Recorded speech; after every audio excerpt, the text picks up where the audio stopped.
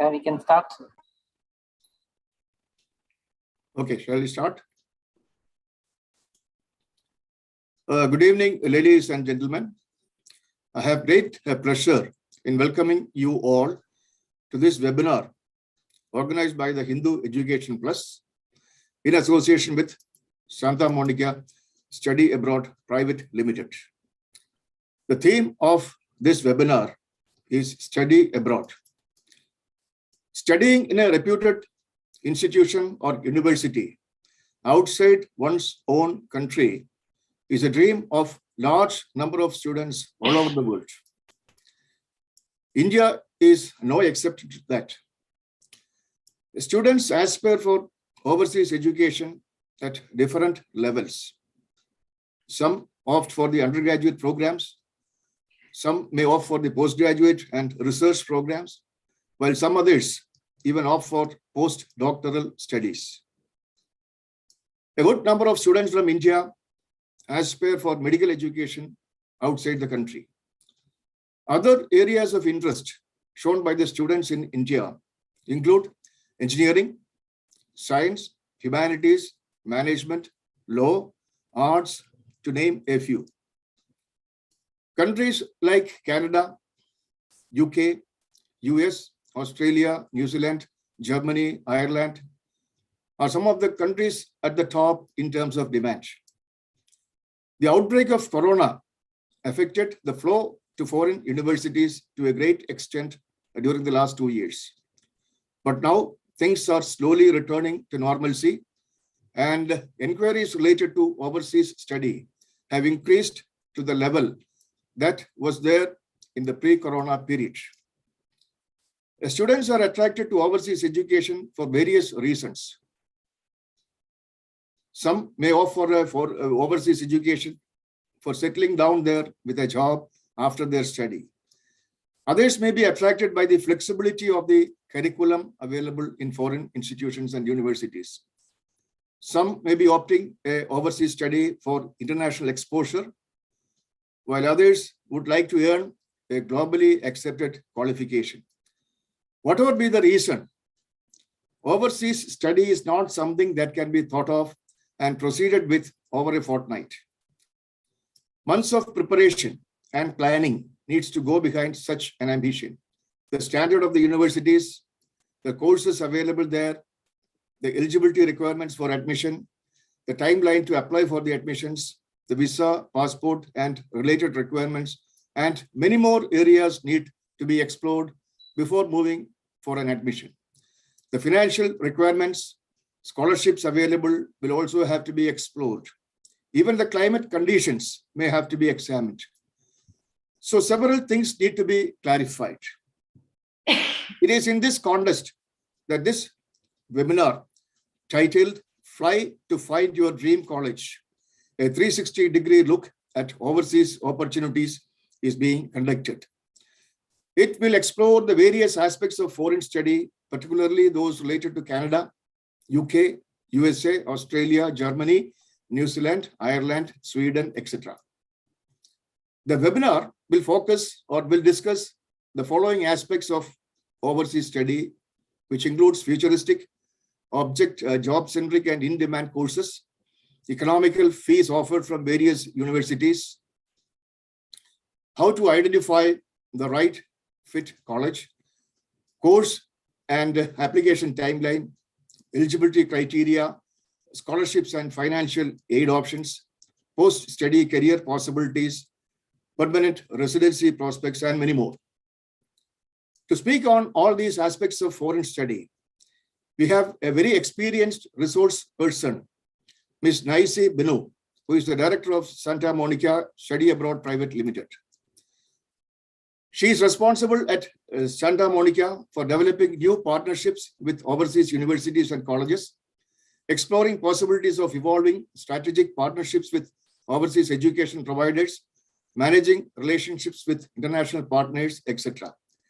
She is actively engaged in conducting seminars, webinars across various states and guiding students on overseas education. With her vast experience of nearly over 20 years on overseas education, I am sure that she would be able to address the various important issues related to overseas education through this webinar. She will be assisted by some other members also, Ms. Divya S. Pillai, who is the Project Manager Canada, Ms. Shobita Thomas, Project Manager UK, Ms. Reshmi Mohandas, Assistant Coordinator Australia, New Zealand and Ireland, Ms. Ashita Sudhagar, who is the Assistant Coordinator Europe. With these introductory words, I again welcome all the students, parents and participants of this webinar. And I hand over, before handing over the stage or the stage to Ms. Naisi Binu, I would request the participants to come up with your queries, which would be of a general nature rather than going for individual based queries, because individual based queries may not be able to be answered because several inquiries related to the individual has to be gone into before giving an answer to that. So put your general questions, which would be useful to majority of the participants of this webinar. So I hand over the stage to Ms. Naisi Binu. Over to you, madam. Thank you, Dr. Raju, for that gracious introduction. Once again, a very warm welcome to all the parents and students who have logged in on time for this session on higher studies opportunities abroad. Now, before I start, there are a few things just to give you an idea what are the aspects. In fact, Dr. Raju has clearly explained what are the aspects that we could touch upon in this session. However, I would like to reiterate a few things. See, being in this industry, I've been seeing students for many, many years. It's in this phase, what I've been experiencing. Yes, there is a huge appetite for students in India to study abroad.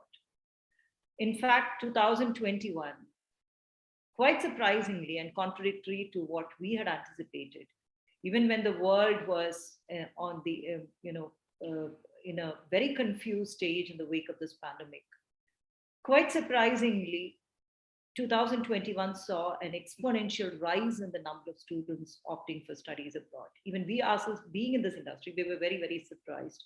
Probably the trend is when the economy goes into a recession, people think the best thing they can do is to invest on education so that when the economy is back in action, when the economy revives, they are well equipped to take on the newer challenges and the new jobs that would arise. So that's been the trend. Historically, that's been the case. Whenever the economy goes into recession, people decide to invest in study. So that's what we experienced in the last 1 year. So even during this pandemic, barring the first few months after the pandemic started. In year 2020, there was a drop in the number because the entire world was really confused. But by 2021, especially with regard to destinations like UK and Canada, they've been so responsive and proactive, and they kept their doors open to welcome international students. So yes, and what we are seeing at this point in time is there is a huge appetite for students in India to study abroad. However, based on my experience, what I've been seeing the students, more of a herd mentality. They still have to go a far way when it comes to evaluating their choices in terms of universities, in terms of courses, in terms of destinations. There's still a lot of research and careful evaluation required from the part of the students. So these days, what I see in our industry, students just follow the herd. Okay, my friends are going to Canada, so I wish to go to Canada. My friends said, okay, social work is good, so let me go to social work because opportunities are good. So they're not evaluating their course choice based on whether it is aligning with their temperament, whether it is aligning with their innate talents and capabilities. So the students are quite naive, I mean, quite undecided. They're just following because they see a lot of people going to UK, they see a lot of people going to Canada, they hear of people settling down there. So let me also go there and explore. So this is an area where students have to evolve a lot. They have to be oriented effectively to take very matured and responsible decisions. My endeavor this evening would be to run you through the attractions that each of these popular study destinations, especially the increasingly popular study destinations. So the idea is to enlighten you, run you through all the attractions that you can look forward to with these destinations, but at the same time, there is a necessity for you to be aware of the flip side of going to each of these destinations. So this is something which students have to factor in. It is important that you factor in the flip side too when you evaluate your decision to proceed to a particular country. Okay, so to start with, so that would be the first part of the session. I'll just run you through the basic highlights that you can, the attractions that you can look forward to, and the flip side, just give you a basic orientation. Following that, we'll try to explore some of the relevant questions pertaining to studying abroad, some of the common mistakes that students make during this process of studying abroad. What are the challenges? Very important that you realize that. What are the challenges that students encounter when they take up studies abroad? It is important that you factor in, you have a thorough understanding of what you're going to embrace. It should not be a fancy driven notion to take up studies abroad. So those general challenges that students encounter when they take up studies abroad. And for matured professionals, there's so many matured working professionals in their 30s and 40s these days taking up studies abroad, whether they can take their family along, whether spouse can accompany with work rights. Again, things like there are students who are very particular about moving to a destination, not merely with the idea of furthering their higher studies, but also with the idea of seeking employment opportunities and seeking immigration prospects or permanent residency. So what are those things that you need to factor in? So those are, so these are the things that we are going to explore towards the end of the session. And of course, intakes for each of these destinations, the intakes vary. Every destination has a distinct charm of its own. But then it's very important you understand how the education system of the country is. Each country has a different education system. The admission procedures are different. The visa procedures are different. The students tend to feel confused. They think, okay, if I can go to Ireland, the visa procedures are similar. No. So the admission procedures, visa procedures, the entry requirements, all these, there are differences. Again, the time to lodge an application, because certain countries, they just open for a very short window, like especially some of the European destinations, they just open for a very short window. And if you fail to make an application during that time, you cannot make it. And again, very important that you understand the intakes of each of these destinations. Again, the time to apply for a scholarship is very important. There are many meritorious, ambitious students who are looking forward to studying with scholarship.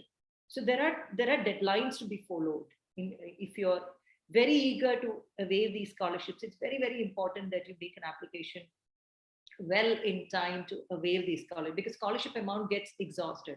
You could still seek admission, but if you're very keen on getting a scholarship, if you're very keen on availing a scholarship to do your further studies, it's very important that you watch out for these deadlines, especially some of the competitive scholarships like Chevening Scholarship and Commonwealth Scholarship. Normally, the deadline would be almost a year prior to the course start. So these are the things that we could look at exploring towards the later part of the session. So the first part, let me just quickly run you through the basic highlights, give you a gist and a perspective on what overseas education is all about and things that you need to factor in when you make up your mind. So I'm presuming I'm loud and clear enough, and all those who are present are ready for the session. So to start with, in case you're wondering, which are those two destinations which are the most popular international student destinations in the world is US and UK. So these are two destinations which have been they've been for years hosting a lot of international students from across the globe. And if you're wondering why these destinations are so popular, it's the main reason is, and these are not destinations that are popular because the job prospects are strong or the PR prospects are strong. These are destinations that are popular for the sake of education. These are destinations which are popular for the reason of diversity and range of courses. So the range and diversity of courses you could expect in UK and US, you can never expect that kind of a range and diversity of courses in other destinations. So in case you happen to be a student who knows exactly what you want to be, what you wish to undertake, if you're looking for something very specific, if you're looking for something very niche, two destinations that you could look for, say, something as niche as astrobiology, which deals with the study of living creatures on the space, you probably wouldn't find these kind of niche specializations, be it on a bachelor's level or a master's level. You would not find these kind of specializations in any other destinations except for US and UK. So the range and diversity of courses and their rich experience and expertise in catering to students, international students from across the globe, they are the most. US and UK are the most. So for overseas education, the chapter starts with US and UK. I would say it starts with UK. Since 2021, from India, if you ask me, UK has emerged as the #1 most popular study destination in the country for Indian students. So the bulk of the students, #1, the trending destination, hot destination for students in India at this point in time is UK. And if I'm to give you a quick understanding of UK, when it comes to students from India, it is a destination tried and tested by Indian students for more than 200 odd years. Again, it is a country with a longer legacy. If you look at it as home, UK is a country which is home to two of these celebrated universities in the world, Oxford and Cambridge, which was established way back in the 11th century and the 13th century. So UK has a very long history, legacy, and tradition of catering to students from across the globe, dating back to the 11th century. So that is one main reason why UK continues to grow, because they've been catering to students they have such long years of experience and expertise in facilitating education to students from different parts of the world. And that makes a huge difference. And again, if you see, UK and US has the largest number of universities featuring the top 100 and top 200 and top 10 ranking. And these are two countries which produces the highest number of Nobel laureates. US is #1 and UK is #2. So that's a kind of reputation, range and diversity of courses, range of specializations.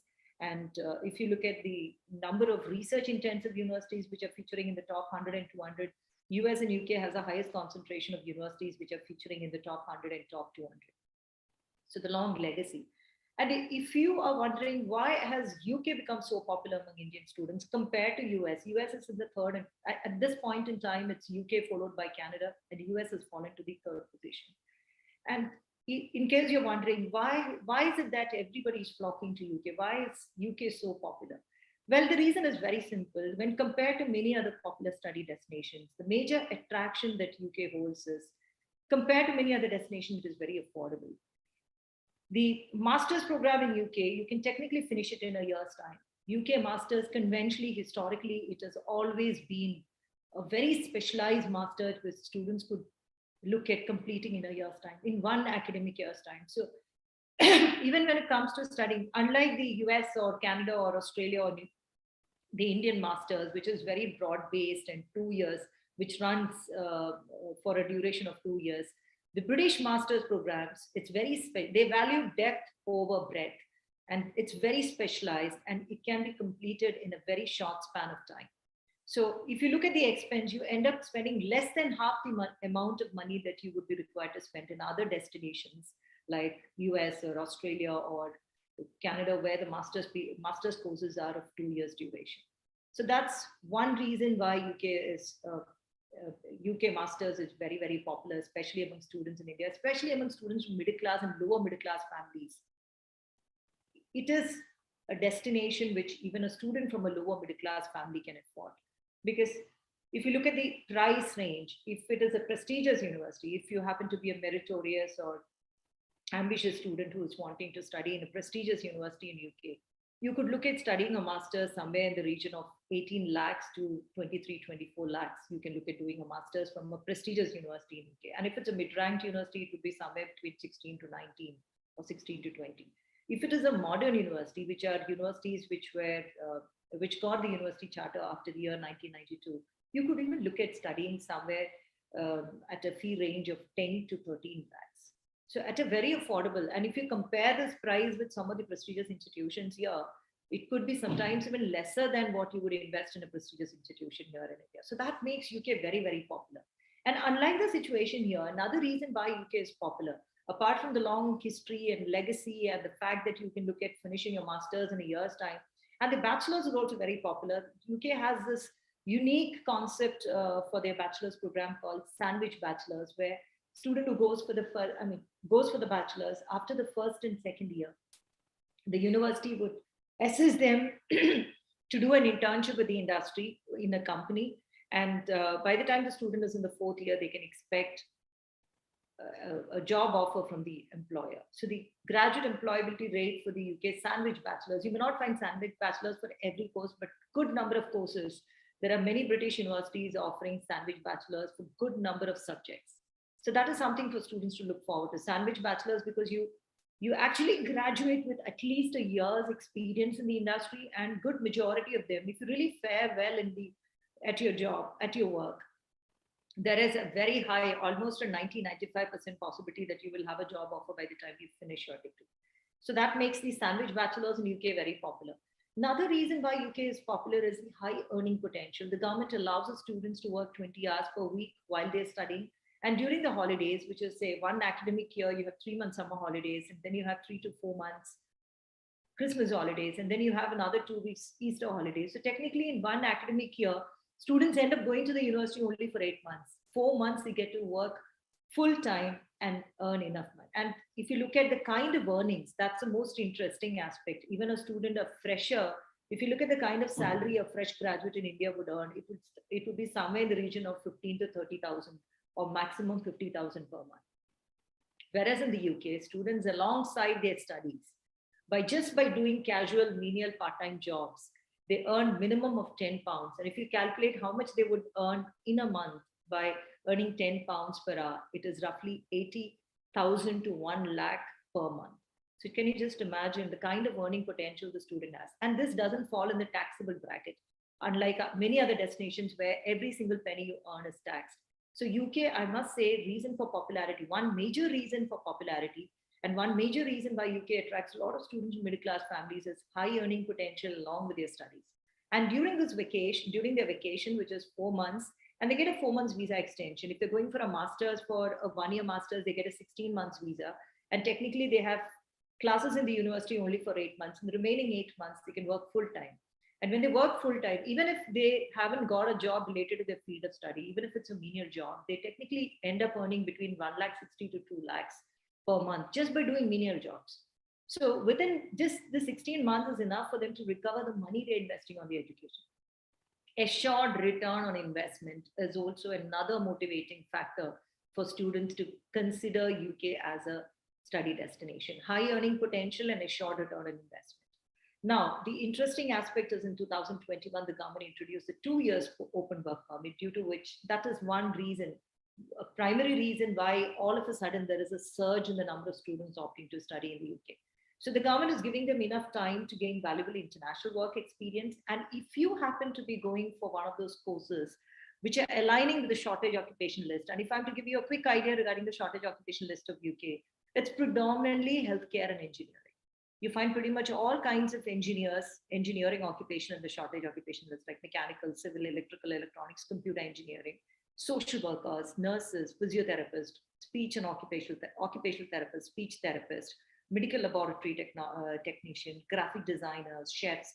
There are so many. I mean, it's quite a long list. Even geological scientists, archaeology, even economics graduates, actuarial science, statistics, data science, data analyst. So the whole lot of, I mean, if you just try to, I mean, if you're very eager to go to a country where the job prospects are stronger, please make sure, very important, that you take a look at the shortage occupation list, which is normally announced by the government every year. So it is very important. Any student who's making the plans to go to UK now, it's very important that you just Google shortage occupation list of UK in 2022. You will get the latest shortage occupation list. And if your course choice aligns with that, your employment possibilities, your employment prospects in the country is stronger. It's not just your employment prospects. In case you wish to, in case you fall in love with the country, and in case you long to settle down in that country following your studies, if you happen to pursue a course which is aligning with the shortage occupation list announced by the government, which is published by the government every year, there is a high possibility, because you are not subjected to a resident labor test to convert your open work permit, which is called the GIR visa, to a work permit. And if you are able to continue on a work permit for 5 years in the UK, and at the end of the 5 years, if your earning potential is somewhere in the range of £33,000, you stand eligible to make an application for permanent residency as well. So all these makes UK very, very popular. Affordability, and again, UK is among one, I would say, most of the other destination students are required to pay the fees semester wise, but UK, British universities have been very kind that way, especially even a student who goes for a bachelor's or a master's. There are so many universities that allow the students to pay in installments, easy installments like 6 installments, 3 installments, 7 installments. So generally for master's, students are required to pay in 2 installments or 3 installments. But students who go for bachelor's, they allow them to make their second year and third year fee payment in 8 or 9 installments even. And students generally earn enough money to pay the fees in installments. There are many students who do not even rely on the parents to pay the fees for the second and third year.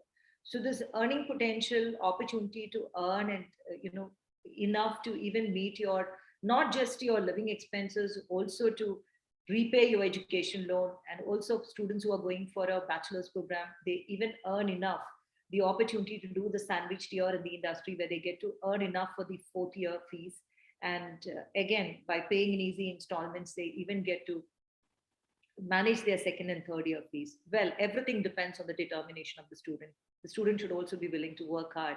They should be willing to take up that burden of earning enough to support their living, and also part of the tuition fee without burdening the family. So these are some of the aspects that make UK very popular, apart from the fact that range and diversity is incredible. And again, studying in the UK, I mean, if you look at the UK universities in terms of facilities, provision systems, and support systems they have in place to support international students, it's amazing. I mean, the world learned from UK how to cater. I would say they set an example, they set a role model for the entire world when it comes to catering to international students, servicing international students. So amazing campuses, there's lots for students to look forward to. And so that is it quickly about UK. And in terms of universities, as I said, you have the option of, if you're wanting to look at a prestigious university, the category of universities which are research intensive and very prestigious in the UK, those are called Russell Group universities. And then you have another set of universities called the mid-ranked university. Following that, you have the modern universities. The fee tends to be less with the modern universities. So mid-ranked universities, the good news is, in the wake of this pandemic, we're very, very happy. We've had so many students going to mid-ranked universities at a very affordable fee. They've been offering generous scholarships. Universities like Aberdeen, Essex, Aston, Dundee, Kiel, they've been offering scholarships to the tune of 4 to 5 lakhs, making it really affordable for students to even make it to mid-ranked universities. Another very important things that students need to factor in. I've always felt Indian students have this typical Indian students I've seen, the kind of research they do, they're very obsessed with overall ranking, overall global ranking of the university. Very important that you realize that the overall ranking of the university doesn't help you much. You need to focus on the subject-wise league table ranking. If your course happens to be geology or literature, you need to identify a university which is ranked highly for that particular subject. And again, you need to look into factors. How is that university faring well in the area of geology or literature? their international research profile. If you plan to do a PhD following your master's, if you're going with that plan, it's important that you look at the international research profile of the university.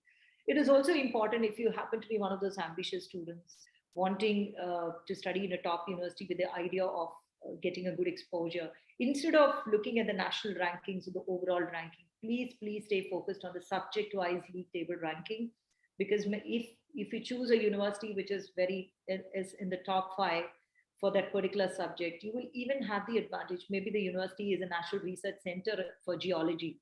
You will have, and that itself is an indication that they would have strong collaborations with the industry. Students get to engage with good research projects. They get to sometimes get absorbed by these industries because of the strength of the university in that particular area. So some of the universities could even have research chairs in certain subjects.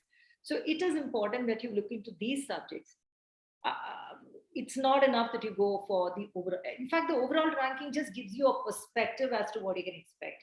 But if you're really serious about what you want to study, these are the things that you need to look into. How the university is faring with respect to the course you intend to undertake, the kind of facilities. And sometimes if you decide to do a course like robotics and automation, maybe the university is a national center for robotics in there. So that's going to give you a lot of advantage. So this is something that students have to bear in mind. Now, moving forward to US, so that is quickly about UK. So let me just quickly run you through, and then maybe we can explore all the other, I might deviate otherwise. So with regard to US, what you need to essentially know is, no doubt, it's one of the top destinations in the world for overall quality of education. Again, they've always consistently ranked in the top 5 for many years. In case you happen to be a student very ambitious and you're looking at taking up courses related to especially science, technology, engineering, and mathematics master's courses, I have a great regard for US education, and especially courses related to advanced technology, because they lead. They've always been one reason why they are number 1 economy in the world, is they've always been at the forefront of technology. So anything to do with technology, anything to do with advancements in technology, US is definitely a country to be seriously reckoned. And in terms of education, now there are certain things that you have to bear in mind, because students think, okay, it is just like studying in UK. Well, you have the option of doing bachelor's, and there are state universities offering wonderful scholarship, but you'll have to make an application almost a year ahead if your percentage is very good. But US is, I've always felt as an education consultant, it is always worth it only if you can make it to the tier 1 universities. The reason being, it is not affordable like UK. Of course, you have the opportunity if you're GRE, I mean, you're required to sit an extra exam. And unlike UK, whereas in the case of UK, even if you're from an English medium school, even if it is a state or CBSE or ICSE, there are many modern universities who would look at giving you a IELTS or TOEFL waiver. Without sitting IELTS or TOEFL, you could still get an acceptance. Whereas in the case of US, you need to mandatorily sit TOEFL. And if you wish to undertake a master's course, especially in the area of science, technology, engineering, and mathematics, you are required to sit a GRE score. Of course, there are universities tier 1 universities, they're going to base their decisions based on how you fare on your GRE. It's going to be based strictly on your GRE score. In the wake of this pandemic, there are many universities who waive the GRE, and they waive the GRE requirement, but not the English requirement. There are many universities who waive the GRE requirement. And for bachelor's program, again, they have to sit an extra exam called ACT or SAT. SAT is more popular. So it's based on these scores, based on their SAT score, that they get accepted into a tier 1. I mean, if you're looking at one of those top tier 1 universities, your SAT score has to be really good. But there are many universities who would accept you even without a SAT score. But if you're really aiming for the best, it's very important you work on your SAT score and GRE score, especially the prestigious ones. And in the case of US, that students, many a times I've seen students are not aware of the fact that US is one country, unlike all the other destinations where we recruit students. This is one destination where there is no open work permit. If you go to UK, you get 2 years open work. If you go to New Zealand, you do your master's in New Zealand, you get a 3 years open work permit. You go to Australia, you get 3 to 5 years of open work permit. You go to Canada, you get 3 years open work permit. And most of the other European destinations, like Germany, gives you 18 months. Most of the other destination, it would be technically 9 months to 1 year. Minimum 1 year is very, very common for most of the destinations. But unlike all these other destinations, in US, there is no concept called open work permit. However, they have something called OPT visa. So following your master's or following your bachelor's, you can look at applying for an optional practical trainee visa. Now, what you need to necessarily be aware of the OPT visa is OPT visa is meant for you to do an internship related to your field of study. Now, the open work permit that students get in all the other destinations that allows them to do any other job till they seek a suitable employment related to their field. So they get to recover the money that they are investing on their education. US doesn't offer that opportunity, in fact, because in US, the OPT visa, there is again a condition there.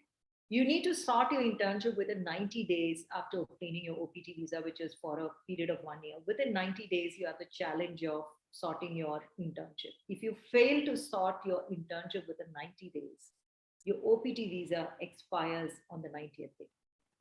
And you have no choice either to exit or undertake another master's program or higher level program in the US.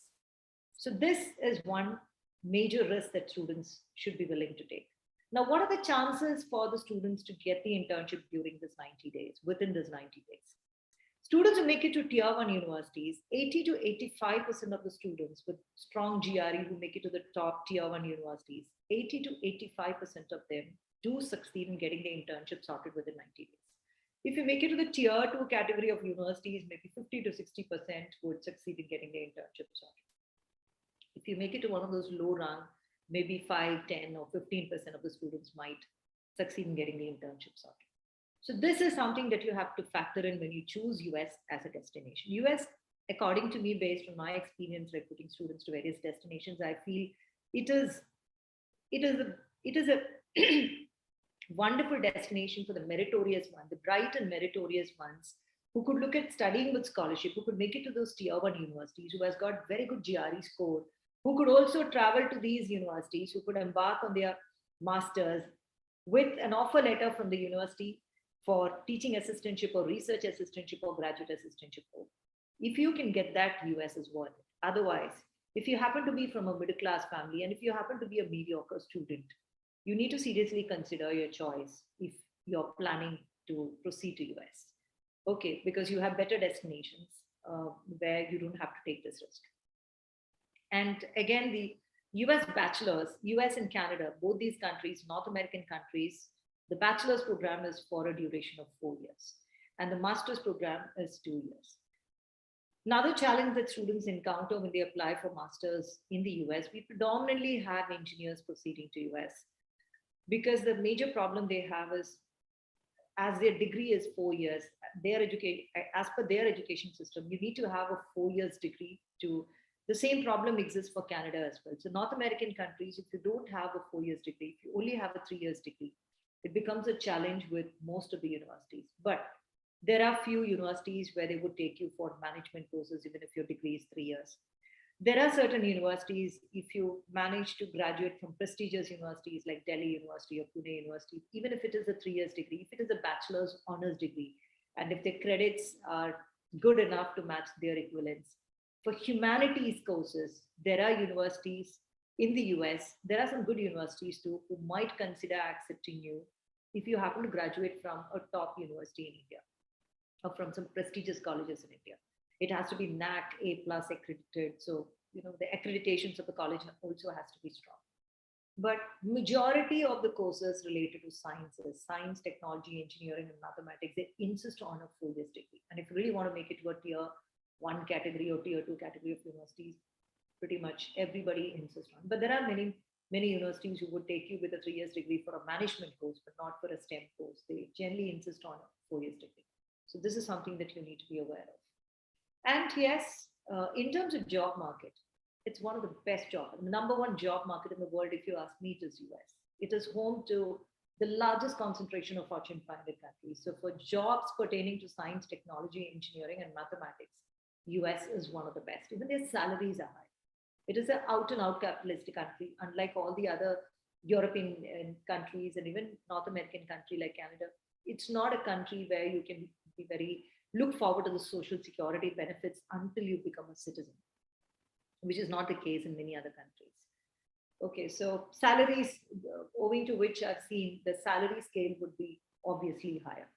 But these are things which you have to bear in mind. And for bachelor students who are looking at pursuing their bachelor's in the US, one thing I would like to say regarding the bachelor's in the US is it's quite broad based.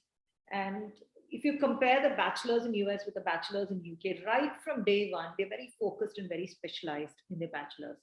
Whereas in the US, though you have the option of customizing, liberal arts is a concept that was introduced by the US.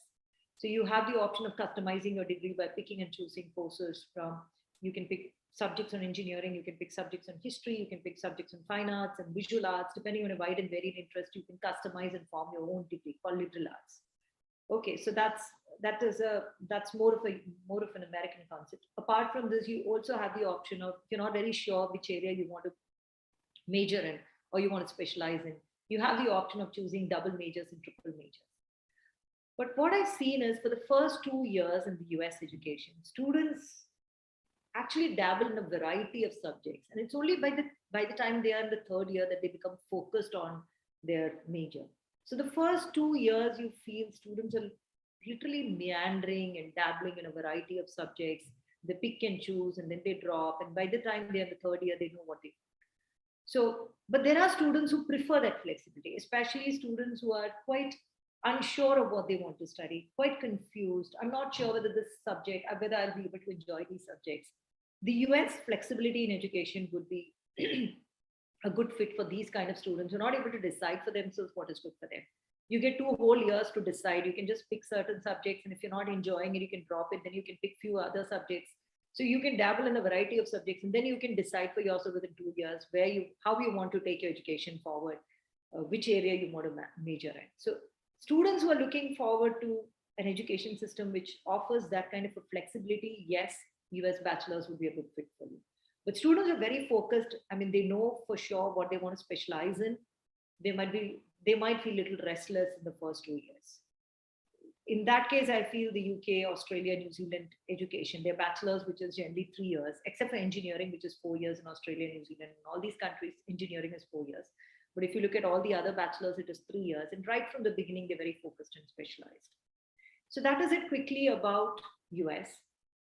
Now, moving forward, I would like to talk about other popular study destinations. And those are destinations, I would say, that became very popular, not because of their education, not because of the courses they offer, or not because of the kind of universities they have. These are destinations which became popular because by default, because of the immigrant-friendly policies, the student-friendly, welcoming and immigrant-friendly policies that these government offers to students.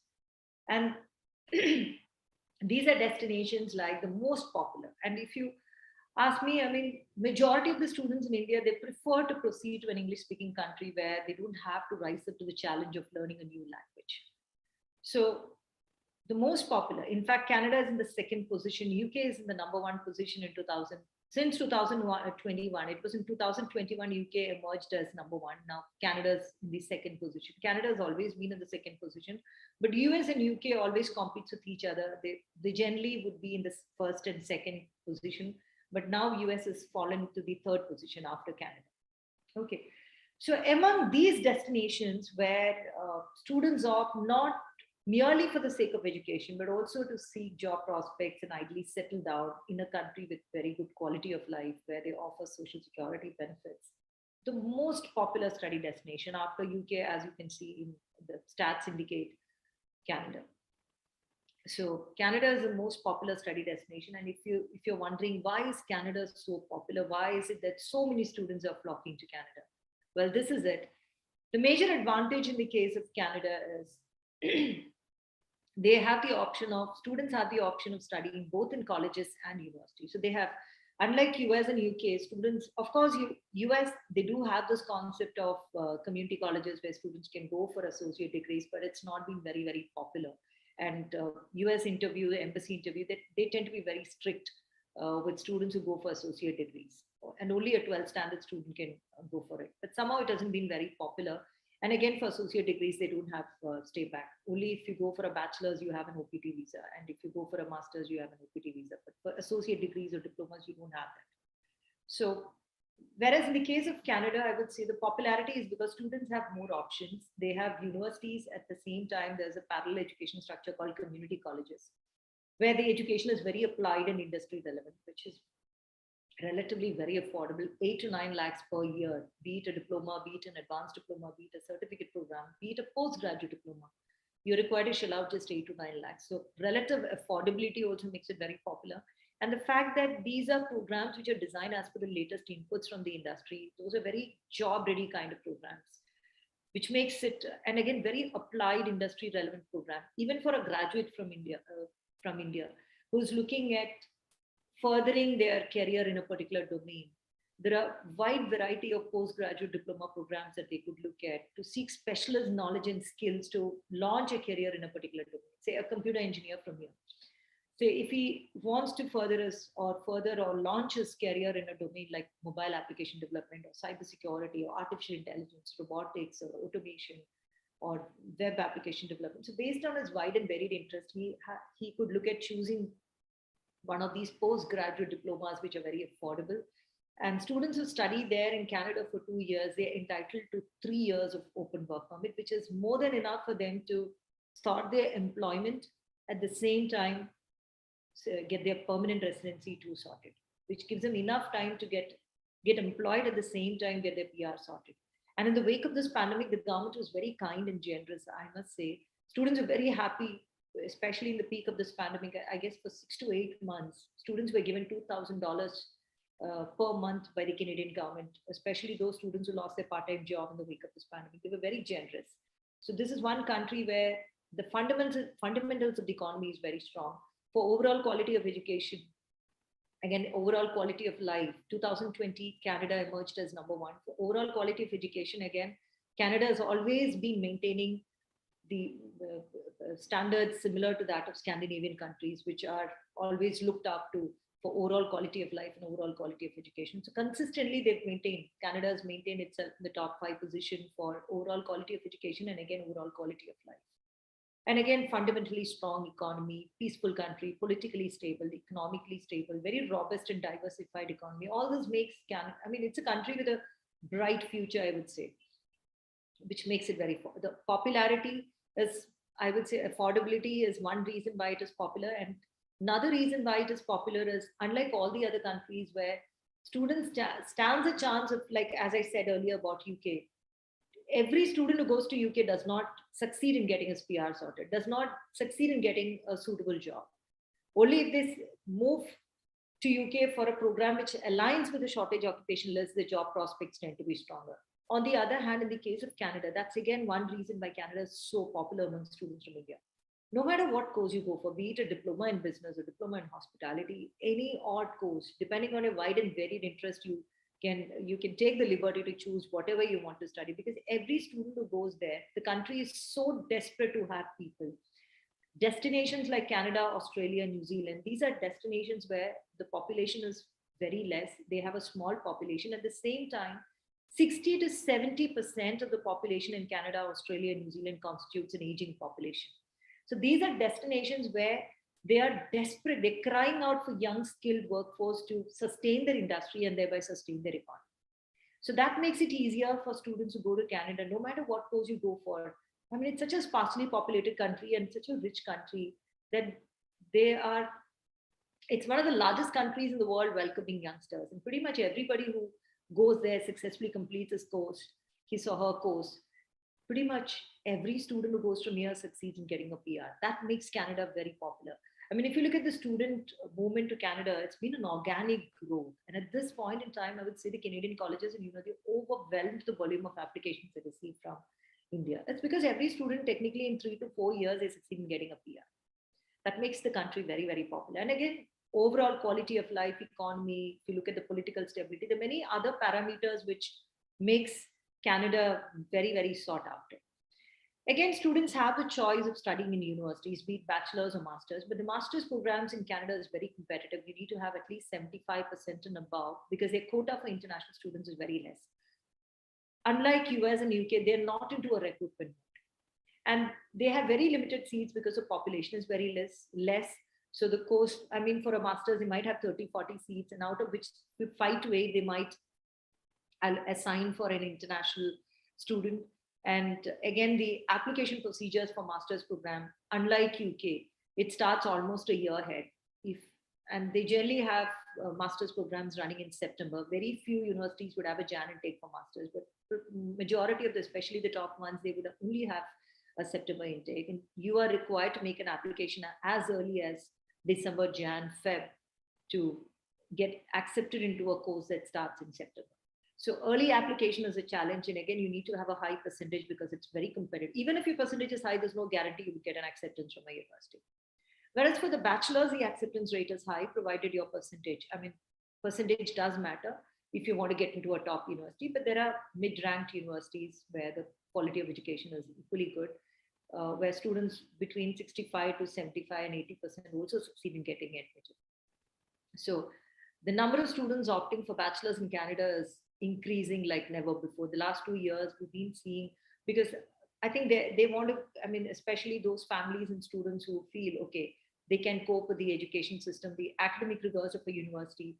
They want to set themselves apart from students because there's so many students flocking to do diploma in colleges. So they want to set themselves apart, and they probably want to embrace a more broad-based education system, which is followed in the universities, and probably want to put themselves in a more challenging environment. So this is essentially the difference that you need to be aware of. You need to be motivated. You need to have you need to be very ambitious, you need to be very driven and motivated in order to undertake your bachelor's and master's in Canada, because the academic rigors tend to be intense, assignment load tends to be high. So if you're a mediocre student, not that studious kind, not very much into reading, because you'll have to do substantial reading when you opt for a bachelor's or a master's in the university. So all those mediocre students who are like not very keen, not very ambitious, like some want to do a diploma or a PG diploma, get a job, apply for PR, bulk of them from India constitutes that. They end up invariably opting the college education, where they could look at doing a diploma or an advanced diploma or a PG diploma. So you have the option depending on what you want, depending on your needs. If you're ambitious, you can look at, if you're motivated, very driven, and if you really want to make it big in life, you want to think beyond employability, it's very important that you look at pursuing your studies in universities. If employability is what you're looking at, you want to do a course which actually prepares you, trains you very well towards employability, you could look at taking up your studies in colleges. Okay, it could be either a diploma or an advanced diploma. If you've already done a graduation in India, you can look at taking up a wide variety of postgraduate diploma, which would prepare you for a career in that respective domain, in that specialized area. So that is it quickly about Canada, which is already very, very popular.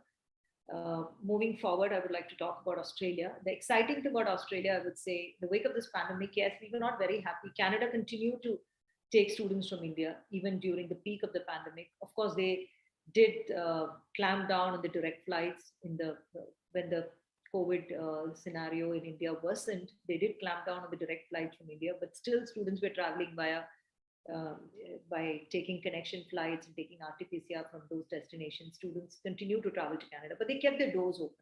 Same thing with UK. UK continued to became so, there was an exponential rise in the number of students going to UK in the peak of the pandemic in 2021. It's only because they never closed their borders. You can never close the borders for international students. But there are many other countries like Australia and New Zealand technically closed the borders for 2 years. So Australia has come back after the pandemic, after a closure of 2 years. They've announced generous scholarship. I would say this is an opportune time for students to proceed to Australia, because never have I seen them offering such generous scholarships to the tune of $10,000, $15,000, $20,000 for masters. Amazing. Top universities where you can look at studying at a very affordable rate.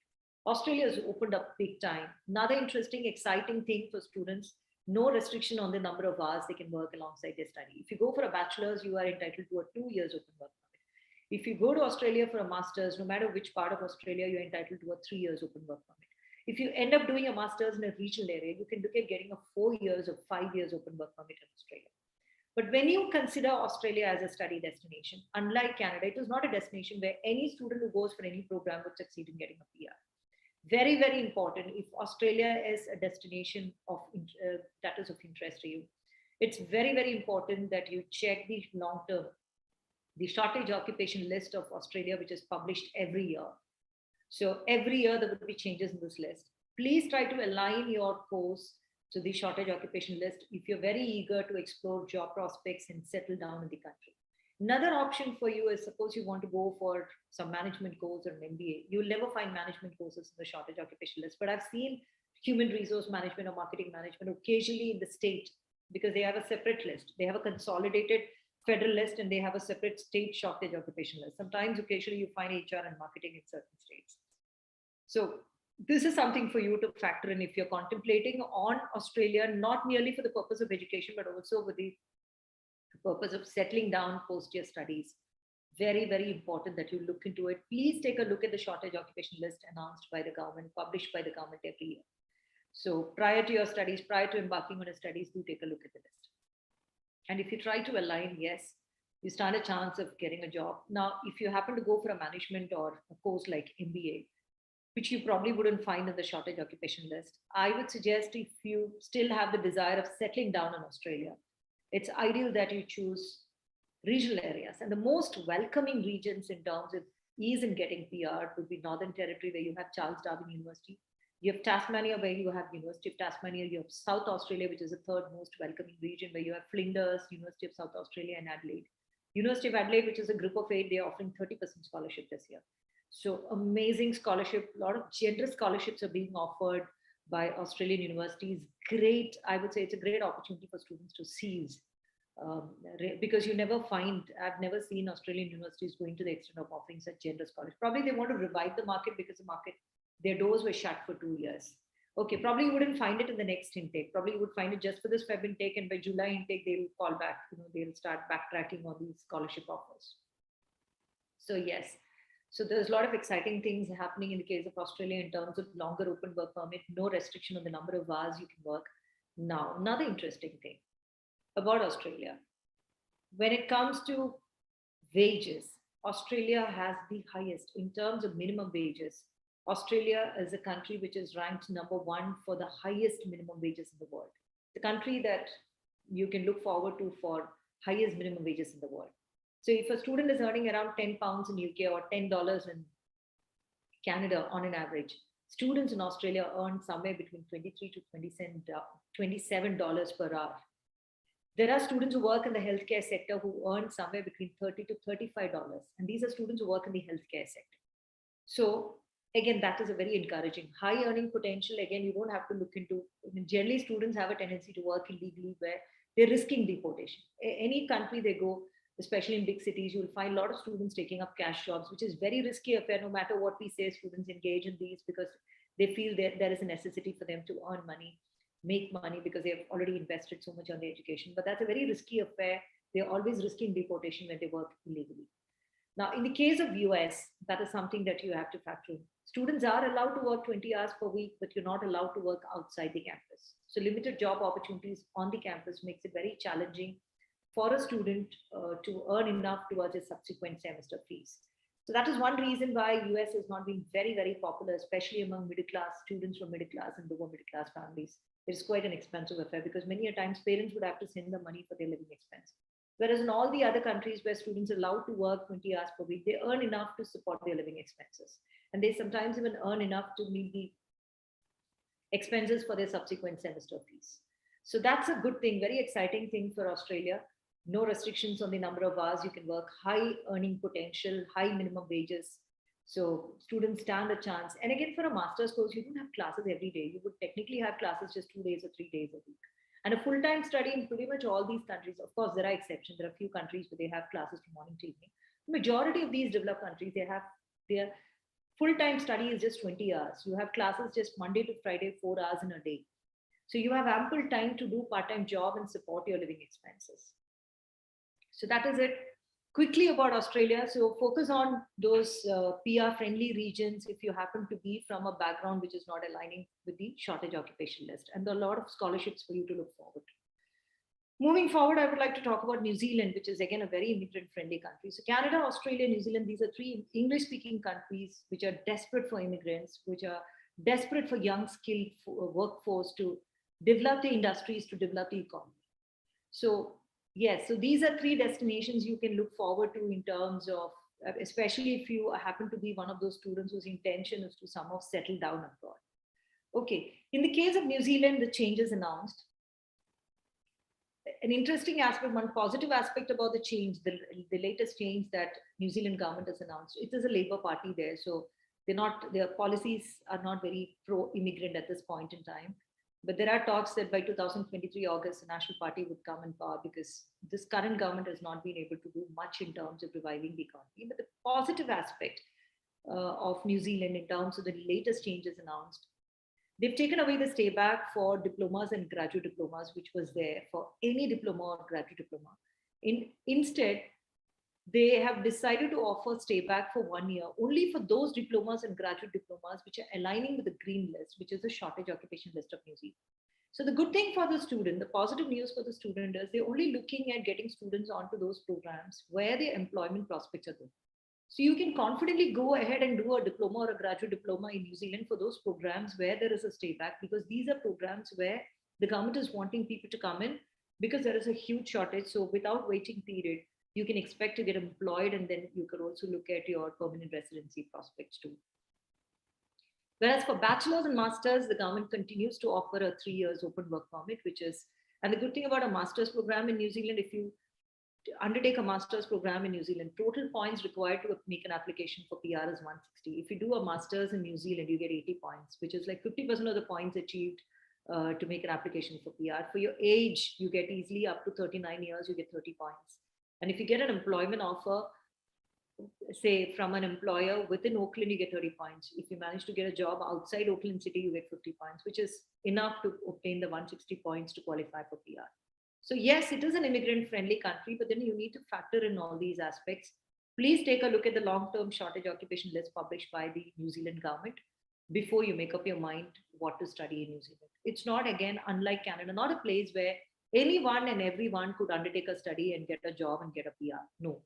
Another change is, until recently, New Zealand had a very interesting thing that is based on each level you could apply for a stay back. That has been taken off. Now the stay back is only for students who go for 3 years bachelor's, you get a 3 years open work permit. And if you go for a 2 years master's, or even if it's a 1 year master's program in New Zealand, you get a 3 years open. And if it is a postgraduate diploma, you get just 1 year stay back. So these are some of the changes. Okay.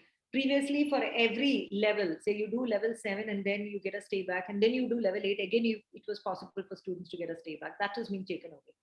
Okay, so we are hoping for more positive changes to come from the New Zealand government. Again, another change that has happened in New Zealand is they have merged all the community colleges. They had, again, like Canada, they were having a lot of community colleges. So all the community colleges are merging into a single system. It's like merger of all the colleges into one single, that is New Zealand Institute of Skills and Training. They call it Te Cooking. That's a latest change in New Zealand education sector. And by December 2022, they are looking at completely, at this point, the institutions continue with its name, but all the names of the institutions would come to an end, and it's going to be just a single system. And the current community colleges are going to be known as campuses and addressed in the name of the city in which the campus is located. So that's again a change that has happened in New Zealand. Yes, but there are many areas like healthcare and engineering and ICT, which is in the long-term shortage occupation list, where your employment prospects are stronger. So it's all about identifying what aligns with the shortage occupation list so that you can look forward to employment and PR prospects in the country. Again, a very peaceful and a very beautiful country. For scenic beauty, this country has been ranked #1 in the world for many, many years. I think New Zealand has always been in the top position for scenic beauty. And again, in Global Peace Index, this country has been ranked 3rd best in the world. Yes, so a lot of attractions. Again, in the case of Australia, New Zealand, Canada, all these destinations, if you happen to be a matured student, there is no age limit. Even if you're in your 30s or 40s, if you're married, these are all very spouse and family friendly countries because they desperately need immigrants to develop the economy. So even if you happen to be a married student, you can take your spouse, provided if you're going to New Zealand and Australia, you have to go on a master's program. In the case of Canada, it doesn't matter what program you go for. Okay, so yes, you are allowed to take your spouse with work rights. If you have children, you can also take your children. You can make an application together. You don't have to wait for the spouse to get a student visa. You can make an application together. In the case of New Zealand, yes, only once the student gets the approval in principle, the spouse can apply. You'll have to wait for the main student to get the visa approval in place to approval of principle to apply for a spouse visa. But spouse can accompany. All these destinations allow spouses to work, accompany with full work rights. And again, they can take their children. And they even have access to free education for children in all these destinations. Yeah. So that is it about these three destinations, which are very immigrant friendly, very popular. I would say the most popular study destinations for, as far as Indian students are concerned, whose intention is not merely study, but also to settle down. Yes. And again, all these three countries, they do have universities which feature in the top 200, top 300, and top 500 in the world ranking. Especially Australian universities, 50% of the universities in Australia. There are only 42 universities in Australia. There are only 8 universities in New Zealand. And Canada, it is 95, 85 public universities. In the case of Australia, 50% of the universities, total number of universities, feature in 2% of the world ranking. So they have some world ranked universities. So all these countries, you can also look forward to getting into prestigious ones like world ranked universities. Moving forward, I would like to talk about another English speaking country, Ireland, which is again very popular among students from India. Now, about Ireland, what you need to necessarily be aware of is, I wouldn't say it is an immigrant friendly country, because unlike all the other three destinations that I talked to you about, it is a country with a young population. So it is not a country with an aging population where they're desperate for youngsters. Ireland population is less, but majority of 70 to 80% of the population constitutes young population. Unlike New Zealand, Australia, Canada, where majority of the population constitutes elderly population, where they're desperate to have youngsters. So that is not the case with Ireland. They are predominantly a young population, though the population is small. So in terms of opportunities, yes, students have the option of going for bachelor's. In the case of New Zealand and Ireland, what you need to be aware of is, in case you wish to take a bachelor's in New Zealand and Ireland, financially, this might pose some challenges for you, because unlike all the other countries, you're required to demonstrate funds towards your tuition fees and living expense for the entire duration of your bachelor's. It's the same with Ireland. So that poses some challenges, financial challenges for students, even if they want to undertake a bachelor's in Ireland or New Zealand. When it comes to the finances, maybe you'll have to show the source of funds to the tune of 70 to 80 lakhs at times, which probably may not be viable for many parents, due to which they're not very popular for the undergraduate programs, they're popular for the master's programs. And in the case of Ireland, the government is in fact wanting to welcome more students for the master's program, and bachelor's, they get only 1 year stay back, but for the master's program in Ireland, students are entitled to 2 years open work permit. Now, in terms of student feedback, I would say the best feedback that I'm getting from Ireland is anything and everything related to computer science, anything to do with the ICT sector, be it cybersecurity, mobile application development, software development, network security, Internet of Things, anything and everything related to the ICT sector. They're too good, because 19 out of the top 20 ICT giants have their Euro-Asia headquarters in Ireland. So opportunities are huge. They are struggling to fill the vacancies in Ireland. Huge. We're getting very fantastic reviews about, from students who've gone there for all kinds. And there are many universities and colleges offering 1 year. Like you have the option of choosing. There are 7 universities. I mean, research intensive. Those ambitious ones can look at studying in those 7 universities.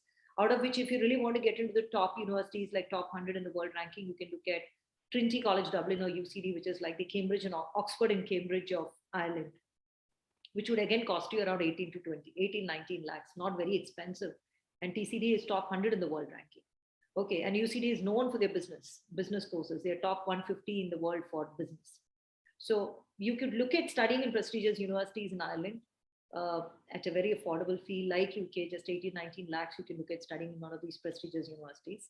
At the same time, if you're looking for something affordable, so apart from the 7 research intensive universities, you could also look at studying in technical universities. There are 5 technical universities. There have been few mergers of colleges. So at this point in time, that's again the latest change in Ireland. There are 5 technical universities in Ireland, where the fees would again be further reasonable. It will cost you somewhere between 9 to 11 lakhs. 9 to 11 lakhs, you get to finish your master's in a year's time, like UK, you get a 2-year stay back. If you're going for anything to do with ICT, you can expect a job. Even if you're a mediocre student, even if your range is not very high, your chances of finding a job in the ICT sector is very high in Ireland. In fact, Ireland has more jobs in the ICT sector than any of the other countries that I talked to you about.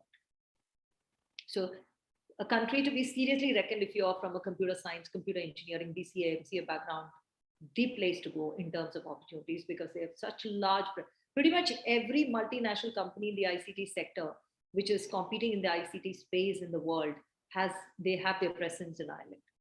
Another major sector of Ireland is pharmaceutical sector, especially industrial pharma. If you're from a chemistry, biochemistry, biotechnology, B Pharm, M Pharm, PharmD, if you are looking at a career in the industrial pharma, again, 19 out of top 20 pharmaceutical giants, they have the huge presence and Euro-Asia headquarters in Ireland. Again, they're very strong for biomedical engineering. 15 out of top 20 biomedical engineers, top biomedical companies in the world, they have the Euro-Asia headquarters in Ireland. Ireland is also renowned for aircraft maintenance engineering related courses. But the best bet, ICT and pharma, they're too good in terms of jobs. The students who get like students with chemistry background, biochemistry background, they just go for a master's in pharmaceutical technology and business. They manage to get jobs even without waiting for a few months. So, I mean, these are programs that sell organically because they pass this information on to their classmates and friends. And then you have students coming and asking specifically that course because of the employability.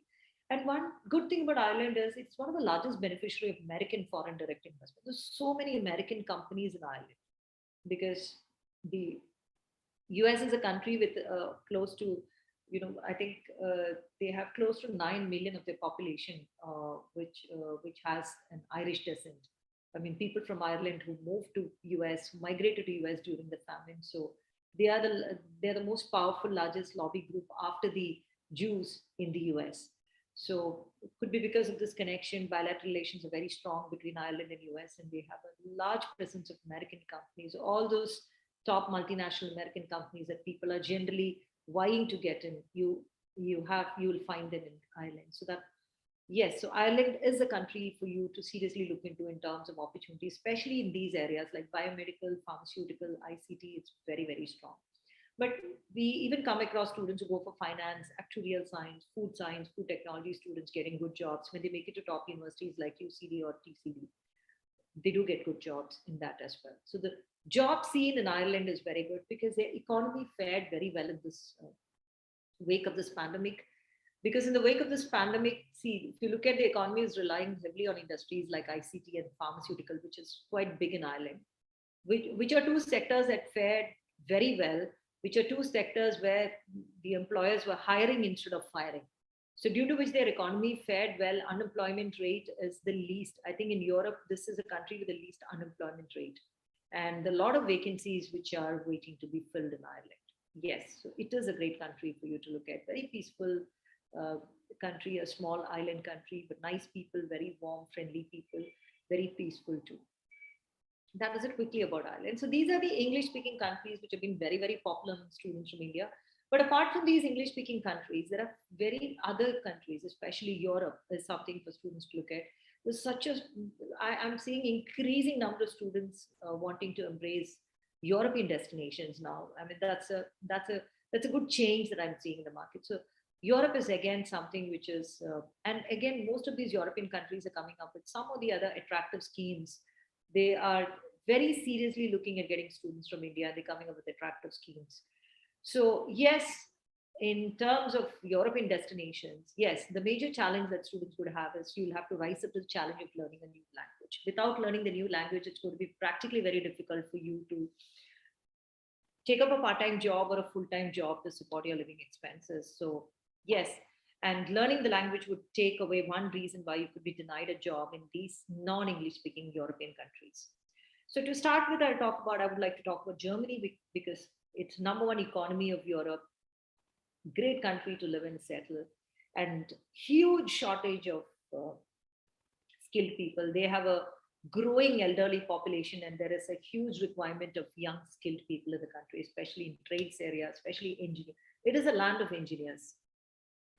Yes, so with regard to Germany, another major attraction that students that could excite the student fraternity of India is this is one country where you can look forward to studying without paying any fees. The public universities in Germany, you can look at studying in these universities, be it masters, be it bachelors, or be it apprenticeship programs or vocational programs called Ausbildung programs. You can look at studying in Germany. When it comes to vocational apprenticeship programs or Ausbildung programs, even in a private college, you can look at studying free of cost. There are several prestigious private universities in Germany as well, where we have a lot of students going to private universities in Germany because they're so eager to go to Germany. If they fail to make it to one of those public universities, because public universities, the selection is very competitive. For masters, you need to have 75 to 80%. For certain courses like automotive and aerospace, you need to have 80, 85%. For mechanical mechatronics engineering, because it's an in-demand, you are required to have 75% and above. For other areas, other disciplines of engineering, again, ideally 75% and above, but then even if your percentage is somewhere between 70 to 75, you still stand a chance of being accepted. So students need to have a very high percentage to get an acceptance for a master's, that too an English taught master's in Germany. However, having said this, though you could look at doing an English taught master's, you could look at studying your master's completely in English. It is very, very important that you learn German language, because German employers will not hire you if you cannot communicate fluently in German language. So alongside your master's, it's very important that you take the required measure to learn and gain proficiency in German language. Now, when it comes to the bachelor's, a 12th standard student who's looking at going to Germany, who's eager to pursue their bachelor's program in German public universities without spending any money. Yes, German universities never charge fees, but there are few states where they charge a very nominal amount of 500 euros per semester or 1,500 euros per semester. But majority of the states, they can look at studying without paying any fees. But the challenge is, in German education system, they have 13th grade. So our 12th standard students have to spend an extra year called freshman course, which they have to look at studying in a private institution. But would be ideal if they can start learning German language and achieve B2, then they only need to prepare for the FSP exam, spend 8 months, sit the FSP, which is an entrance exam. And if they clear that, if they get admitted into the, I wouldn't say the FSP exam is very difficult, but learning the language is the difficult part. You need to have the drive and determination to crack B1. I mean, up to B1, I mean, with determination you can make, but to get to crack B2, you really need to be focused. It's a higher level of proficiency in Germany. And if you do that, yes, getting admitted into a bachelor's program in a public university in Germany is very much possible. I've seen even students with 65 and 75% getting admitted into German universities for free of cost, but they are students who spend almost 1 or 2 years. They focus on learning German language. So students with 65% also, they succeed in clearing the FSP exam. And you can undertake a freshman course where you would be prepared for the FSP exam, physics, math. I mean, you have T course, you have M course. If you're looking for the medicine healthcare track, you can go for M course. If you're looking for the technical course, you can go for the T course. If you're looking for a management, you can go for the W course. Management is not very popular. It's predominantly science, technology, and engineering, mathematics students who take up Germany as their study destination. But we occasionally have students opting for management courses in the private universities in Germany. Yes. And students who do that, I mean, who finish their studies, are entitled to 18 months open work permit. And if you manage to work in Germany for 2 years, and if you're able to communicate fluently in German language, if you're able to attain a proficiency level of B2, you could even look at applying for PR in Germany. So yes, Germany is an immigrant-friendly country. The only challenge being gaining the proficiency, attaining the proficiency in German language, ideally B2. So if you can achieve that, yes. Another interesting thing, if a 12th standard students want to, I mean, he wishes to study in Germany without paying any fees, there are a whole lot of diploma apprenticeship programs that he can look at. He's not even required to demonstrate the funds towards his living expense, which is somewhere between 8 to 9 lakhs. He's exempted from doing it because along with his apprenticeship program, he can look at earning somewhere between 800 to 1,000 euro per month. So they're not even required to demonstrate, but then their interviews, institutional interviews, embassy interviews, employer interviews, because the employer has to interview and give him an internship. Only then he can apply for the Ausbildung visa, which is a study come work. And along with that, they're earning a stipend of 800 to 1,000 euros. So the good thing is a student from even a lower income family, if he is determined to learn German language, he can look at studying Ausbildung course without tuition fees and without living expense, because he studies his program with stipend of 800 to 1,000 euros. That's quite exciting. And be aware that many students right after their 10th standard getting focused on learning German language across India. So the Ausbildung courses have opened up big time. German government has opened it up for international students because there's a huge shortage of people in many trades and occupations. So they're trying to, and it's easy for them to get an offer letter for internship from an employer despite being an international student. So yes, a lot of exciting things happening in that space as well, the Ausbildung. So that's very new. It's been just a year or so that the German government, it's actually in the wake of this pandemic that the government in Germany decided to open it for international. So they had not kept it open for international. They were strictly restricting it for their nationals. But when they realized that they're not getting enough of their people to take up these courses or people with these skills, that is when they realized, okay, it's better they keep it open for internationals. And this is being lapped up because you can look at studying without paying any money. Even a student from a lower income family, if he's determined, he can make it to Germany. And career prospects are very strong in this area. So that is it quickly about Germany. 18 months stay back and immigrant friendly, but then be prepared to learn the language. Start learning the language even before you embark on your studies in Germany, even if it's an English taught master's. English taught bachelor's, be aware, even if it's an English taught bachelor's, it's only English taught for the first 2 years. The third and fourth year, it's going to be strictly in German language. Because third and fourth year, you'll have to start doing internship. The reason being, you start working in companies in the third and fourth year.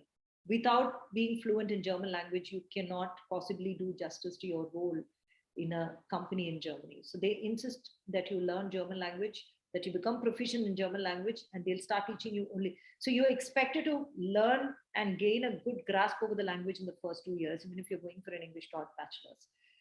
Even if you're going to a private university, yes, the course is taught entirely in the private universities in English. But then if it is a program with internship would become a challenge for you if you're not fluent in German language. That's it quickly about Germany. Next, I would like to talk about Scandinavian countries. I mean, my favorite. I love Scandinavian countries. I mean, in terms of overall quality of education, as an education consultant, it gives me a lot of pleasure in recruiting students to Scandinavian countries. Now, the good thing about Scandinavia is, be it quality of life, they've always maintained themselves in the top 5 or top 10 position. Quality of education, overall quality of life, happiness index, you would always find Scandinavian countries like Norway, Sweden, Finland, Denmark, you would always find them featuring in all these human development index, welfare policies. Sweden and Norway, these are 2 countries which are known in the world for having the best welfare policies in the world. For employee welfare policies, Sweden is the best country in the world.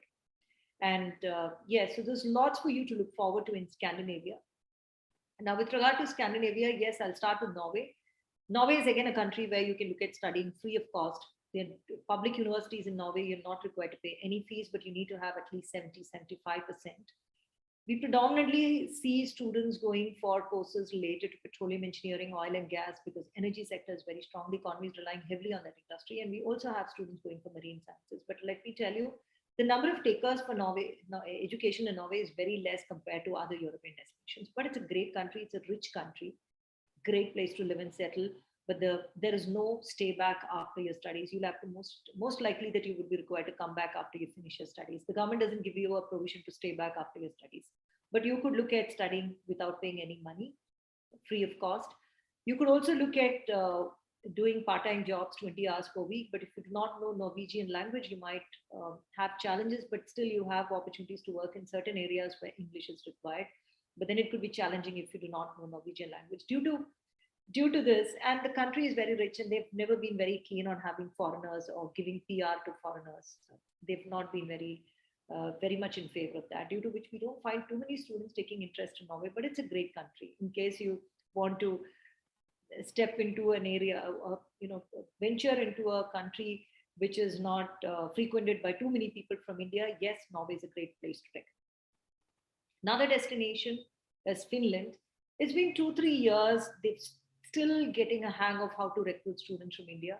They have universities and University of Applied Sciences in Finland, but University of Applied Sciences, the challenge we encountered when we started recruiting students to Finland is they are mandatorily required to, and the government is very rigid on these kind of rules. They have to sit an entrance.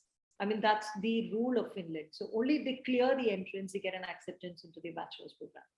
So when all the other countries are accepting students with arms wide open with just an IELTS, we're not finding, and again, this has to be done at least 7 to 8 months prior. Students have to sit this test, clear the test, and then get accepted. But they have one of the finest education systems in the world, a great place to reckon for higher education. There's absolutely no compromise in the quality. I mean, see, one thing about Scandinavia is you will never find them commercializing education. They're very serious about education. They attach a very high premium to quality of education. That is very much there in the culture of Scandinavians. So if you wish to go to a country where there is, there is absolutely no compromise in the quality of education delivered, yes, Scandinavia is the place to be. So yes, but these are the challenges. But the universities, yes, they're open to accepting students from India, but then you need to have good percentage to get an acceptance into the master's program there. Even bachelors, you don't have too many English taught bachelor's programs. Now, in terms of student recruitment experience for bachelor's programs in Scandinavia, we have had students saying they feel very lonely because you wouldn't find too many Indian students studying bachelor's in Scandinavia. There are only few English taught programs in Scandinavia, which is for bachelors, English taught bachelors offered in Scandinavian universities. But then you are most likely to feel a little lonely. It's not a destination where you find too many students from India proceeding for bachelor's. So if you're happy being in that international community, or if you're happy interacting with students in that country, you should be happy. But if there are students complain that they feel a little homesick because of no Indian students in the class. But that's not the case for masters. You have a lot of matured students proceeding. So we predominantly find matured students proceeding for master's programs to Scandinavian countries. So yes, that is it quickly about Finland. Finland, it's been just 2-3 years. It just opened up. They're just getting a hang of how it is to recruit students from India. They're still learning how to go about. I would say they're in that phase. But they are looking up to Sweden because Sweden has been a success story. Among the Scandinavian countries, Sweden was the most enterprising one. Way back in 2015, they started recruiting students from India. And since then, it's been a huge success story. Recruitment of students from India was a huge success for Sweden. So regarding Sweden, so among all these Scandinavian countries, my personal favorite is Sweden for many reasons. Firstly, for a student who's looking at going to Sweden with the intention of settling down, the policies to conversion into work permit, conversion to PR is compared to Denmark, Norway, and Finland. Sweden has a more welcoming and favorable policies for a student whose intention is to switch over to work permit and switch over to PR. They have their policies are relatively favorable compared to Denmark, Finland, and Norway. Another reason why I like Sweden is, again, they have a 1-year stay back in Sweden. And this is the only country in the world where I've seen they offer a stay back. They allow you to extend your resident permit for a year in case you fail in your exam. All the other countries, if you fail, you will not be entitled to open work permit. But Sweden is one country where if you fail in an exam, they allow you to continue up to 1 year to clear the exams. And then again, after that, you can apply for a 1-year open work permit. Nowhere else in the world you would find a destination allowing the students to stay back for a year just to clear one of the papers. But they do check whether you're abusing this. They do check whether you're sincerely intending to clear your exams. And another thing about Sweden that I like is they don't look into the history of backlogs. It's the same with Denmark. It's the same with Norway. They don't look at the number of times you failed, which is the case with many of the other conventional countries where we recruit students. They look at the total number of fails you would have had for your degree. If your number of fails, even if, when I say number of fails, history of backlogs, or history of supply, if you've had that, if it exceeds 10, if it exceeds 15, there are many universities who would not accept you. In Sweden, even if it's a top university, which is in top 100, like Uppsala or Lund, which features in the top 100 in the world ranking, even they don't look into history of fails. They don't care what your history is. All that matters is, and another thing, what I like about them is if you failed 100 times or 150 times, and then till you clear the exam and you pass the test, they see a genius in you. According to them, they want to, they say, we want students like that. We want resilient students who are resilient, who will not accept their failure, who are determined to resit and crack the exam and pass the exam. According to them, such students are the best students, according to them, not students who are bright and meritorious. According to the best students are students who are willing to resit, who are willing to go out of the way to improve themselves. They constitute the best students for them. Okay, so the kind of philosophy they follow. And again, right from kindergarten to, all throughout their education, the focus of education is to make you either an entrepreneur or an innovator. So they make sure you're able to contribute, create and innovate and contribute something to the world community. The country which is home to the Nobel Prize. Okay, so one of the most innovative and entrepreneurial nations in the world. In fact, they technically breathe innovation. I mean, many of these innovations in the world, if you look at it, many of the simple things that we use in our day-to-day life, you'll be surprised to know that these are all Swedish innovations. There's so many such things in the world. Okay, so one of the most global innovative index, they're ranked second best in the world, but I would say they're supposed to be in the first lot. They're second best because they do a lot of R&D activities for multinational companies where they do not have patency claim, because the patency claim goes to the multinational company. So they do a lot of the the research for third parties where they do not have claim over the patency. So great place for anybody who's interested in doing a PhD, but getting admitted into a PhD directly is practically difficult. You can look at doing a master's. Many of the students who go to Sweden, let me tell you, 60% of the students who go to Sweden for masters, they move on to doing a PhD there. You know why? They say doing a PhD is like study come work, and PhD fetches you more salary than an industry job. So they feel it's better to do a PhD. So PhD is not merely a study, it's a combination of study. You have to complete stipulated study modules at the same time. You can work in a company, you can do a research project, you can assist your professor in research, and you can earn a substantial salary. It's not a meager salary, it's a substantial salary. So that is why many students prefer to do a PhD rather than taking up an industry jobs. So a paradise when it comes to researchers, great opportunity. I mean, the country attracts some of the best research projects in the world, high-end research projects in the world. The country ropes in some of the most expensive researchers from across the globe. So they have a vast pool. Every Swedish university, they're too good at what they offer in terms of education. And every university is good in some or the other field, and they have very, very strong research facilities, cutting edge, I mean, laboratory facilities based on cutting edge technologies. You can't ask for more. That's a kind of, I mean, the government is very serious about making such huge investments on laboratory facilities and research, because knowledge economy is a very strong sector which is contributing to the economy. It is a knowledge-based economy because they do a lot of research in the country. Okay. And another two areas where Sweden is a destination to be very seriously reckoned as, one is design. Swedes are known for their keen sense of design. If US and China leads the world in the area of technology, when it comes to technological design, Sweden leads in the world. So Sweden is a country to be seriously reckoned, be it sustainable building design, be it product design. So students who are interested in product design, yes, Sweden is a country to be seriously reckoned. There's so many companies who have invested in their product design research. The investment is predominantly in Sweden. They are leaders in the world when it comes to design. Anything to do with design, music production, these are areas, because Scandinavia predominantly it's cold and dark most of the time. So people are required to stay indoor, due to which, they develop a keen liking for design. They're very creative, they're very innovative, because they don't have much time to enjoy outdoors. So they generally tend to be very quiet and reserved. You find them to be very reserved. And they end up spending a lot of time reading and researching and innovating and creating. So very creative, very strong sense for design.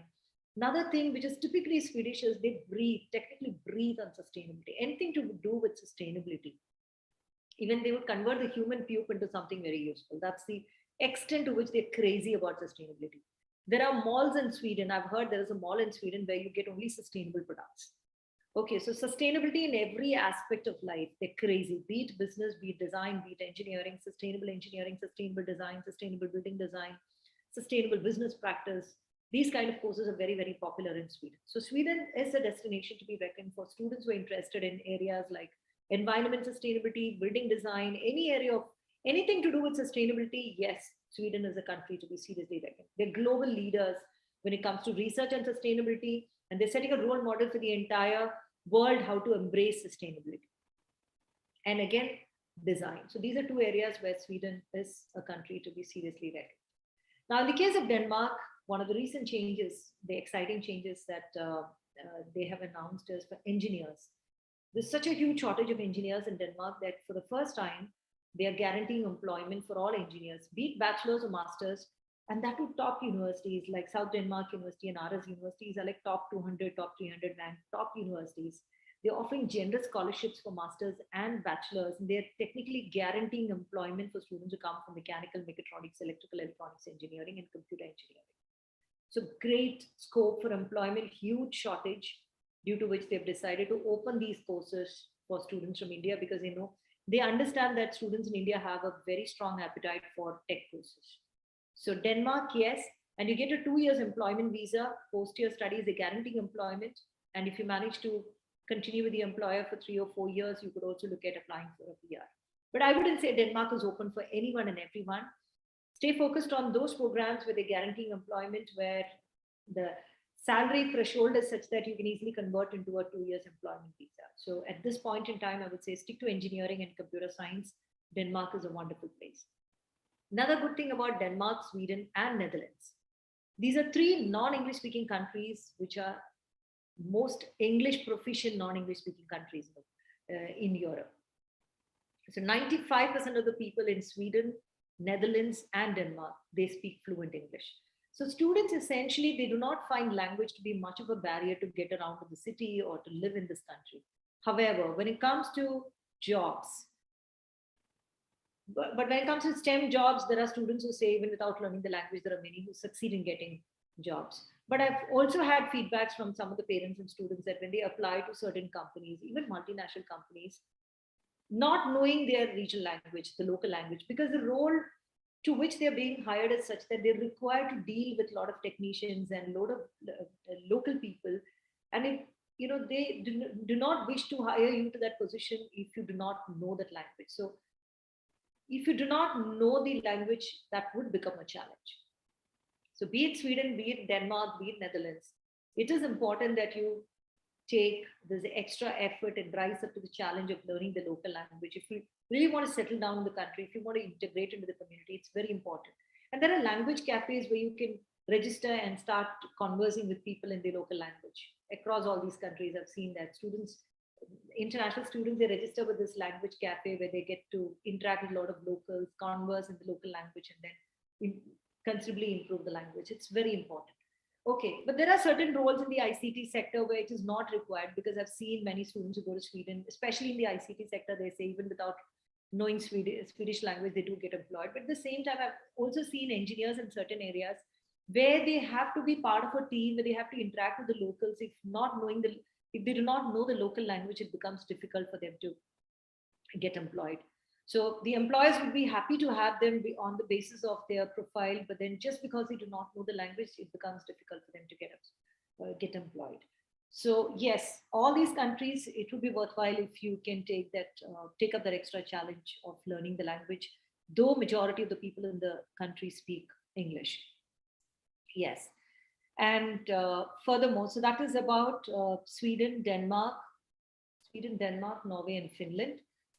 Moving forward, I would like to talk to you about Netherlands. The good thing about Netherlands, yes, they do offer a 1-year open work permit post-year studies. But compared to many other countries, I find their bachelor's programs, especially from GCC countries, we find a lot of students taking interest in bachelor's in Netherlands. And the good thing about Netherlands bachelor's, if you do a bachelor's and top it up with a master's, if you live in Netherlands for 5 years, you're automatically eligible to apply for PR. So students who go to Netherlands for bachelor's programs right after the 12th standard, and again, compared to many other countries, even some top universities, the fee is relatively affordable. It might cost you just 8 to 10 lakhs per year. And if you get scholarship, it would come down to 7 to 8 lakhs. So compared to many other universities, if you compare the rankings, their fee is very affordable. And suppose you go for a 3 years or 4 years degree, you get a 1-year stay back. And instead of applying for the stay back, if you decide to do a master's, if you spend 5 years in Netherlands, there is a possibility that you are automatically eligible for PR. So that's something about Netherlands. Yes, a great country, and there are many students. In terms of courses, I would say Netherlands is a country to be very seriously reckoned if it's anything to do with food technology, because when it comes to their prowess in food technology or food production, they're as good as United States of America. So that is one strong area of Netherlands. Another area where they're very strong, they're among the top countries in the world when it comes to use of renewable energy and sustainable energy. So we have students proceeding for renewable energy, sustainable energy, and programs like food technology. This is food production, food technology. This is one area where the Netherlands boasts of its prowess in the area of food technology, food production. So these are two areas which are very strong. We also have students because they have the ports, like Amsterdam and Rotterdam port cities, which is a major logistic hub in Europe. We even have students going for masters in logistics and supply chain management in Netherlands, which is again a very popular course with Netherlands. And again, the masters, it's not very expensive. It will cost you just somewhere between 9 to 12 lakhs for a master's program. It could be 1 year, or sometimes it could be even 18 months masters. And I've even seen master's program where you can do part of the course semester with one of the European partners, which could be in Germany or Portugal or Spain or any of the other countries. Moving forward, I would like to talk to you about other destinations where in Europe, like Latvia, Lithuania, Poland, Portugal, Italy, Spain. Spain, Lately, Spain is trying to attract students from India. They're coming up with very student friendly and welcoming policies in terms of I think they have introduced close to 500 bachelor's and master's program, English taught bachelor's and master's programs. They're looking at longer stay back to attract students. So they're looking at developing a global community in Spain. They feel they've not done enough to attract international students. So they're devising their policies in such a way that they can keep their policies welcoming for international students. But they're very new in the market. I would say they've just started. We'll have to wait and see for a year how things are, because it takes a while for that country to get a hang of how it is to recruit students from India. So yes, Spain is gradually opening up. So in the coming years, you can hear about more and more students going to Spain. However, do not keep your hopes very high about job prospects post your studies in Spain, because it's not one of those economies in Europe which is doing well. Italy and Spain, these are economies which are in shambles. Italy, Spain, Greece, these are economies which are in shambles. So unemployment rate is very high in these countries. So do not go to these countries with the intention of settling down, unless you're incredibly fortunate to figure out a way to settle down. So never choose these destinations with the intent of settling down. So these are destinations like Italy, Portugal, Poland, Latvia, Lithuania, Estonia, Slovenia. So these are destinations where you can look at doing your bachelor's and master's. Your bachelor's, you will end up paying just 2.5 to 3.5 lakhs per year, and masters would again be somewhere between 3.5 to 4.5 lakhs, or at the max 5 lakhs. You can look at doing a master's in these countries. However, these are not destinations where you could go with the intention of seeking job prospects or PR prospects, because these are not economies which are faring well in Europe. Okay, but you could always look at these destinations with the intention of studying in a cost-effective manner. You could also look at doing your, say, a part of the course, maybe a semester abroad or an internship with one of their partner universities in Europe. So that's the only advantage I'm seeing in these destinations, not for jobs or PR prospects. These are not destinations to be looked into, due to which we're not finding too many students opting these destinations. But occasionally we do have students going to Latvia, Lithuania, because they want a cost-effective study option and they want to be somewhere outside India. And another advantage that you have when you choose these cost-effective destinations, being a Schengen country, you have access to around 25 to 26 countries without, you can just hop onto a bus or a train and travel to. And one major reason why students have a liking for Europe is you can see 25 to 26 countries without a separate visa. You don't have to apply.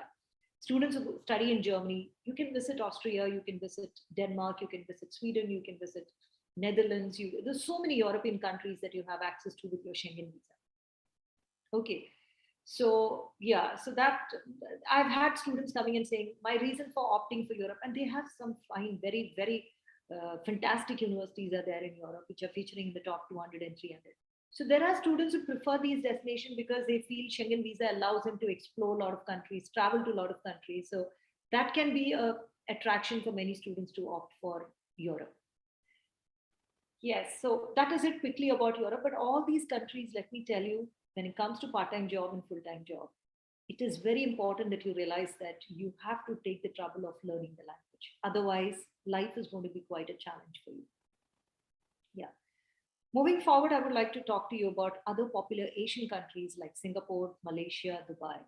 Now, the attraction of these three countries, I would say, we have more of 12 standard students proceeding to these countries like Dubai, Malaysia, Singapore, because these countries, they have several American, British, and Australian universities. They have their campuses in Singapore, Malaysia, and Dubai. So this could be an option for students, I mean, especially parents and students who are a little reluctant about going to a faraway land to do their studies right after the age of 17 or 18.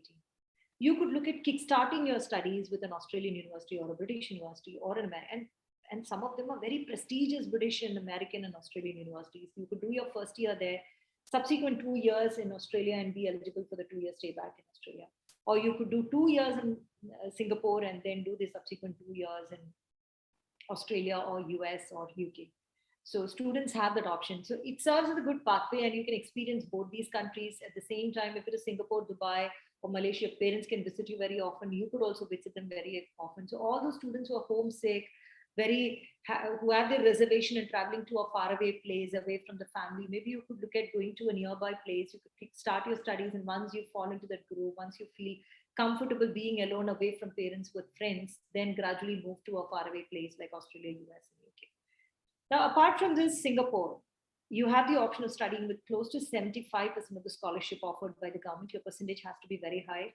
You have Nanyang Technical University and NUS, but you have to make an application as early as February and March for September intake.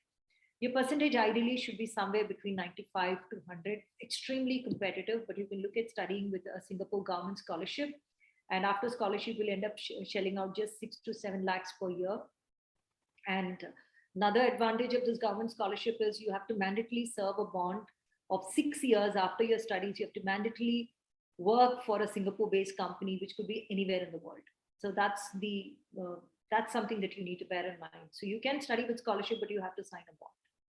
Okay, again, you could look at students who have completed their 12, they could look at doing diploma programs with polytechnics, like Republic Polytechnic has been very actively recruiting students from India.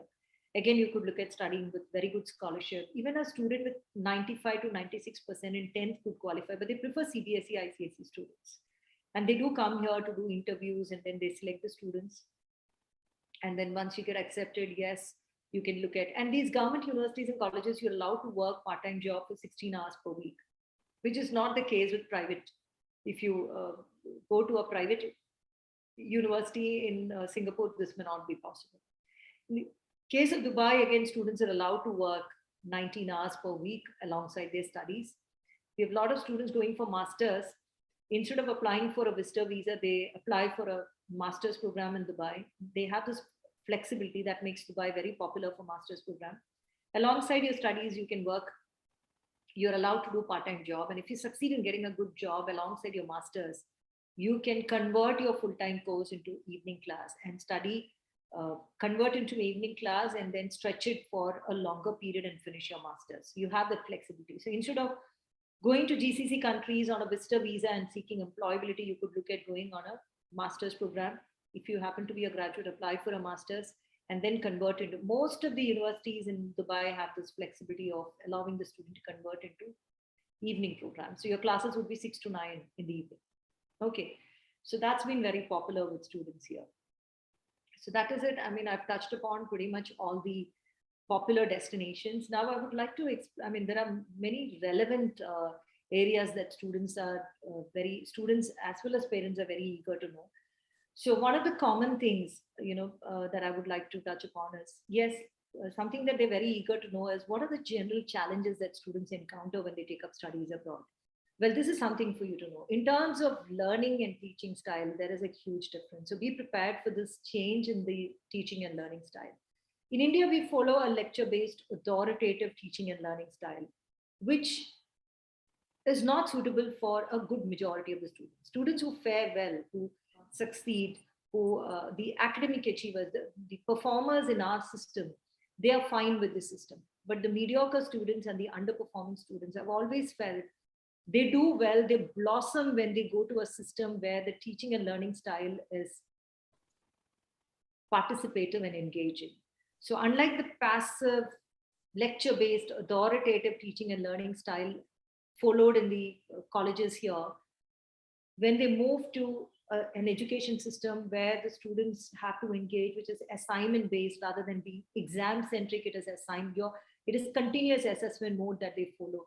You're assessed on a weekly basis, you're given assignments, you're made to think, you're made to read a lot, you're made to discuss on a range of topics. So there are many underperforming students and mediocre students in India whom I've seen performing so well, exceptionally well, and emerging as top performers when they get exposed to a system which is more engaging and participative because it creates more enthusiasm in them.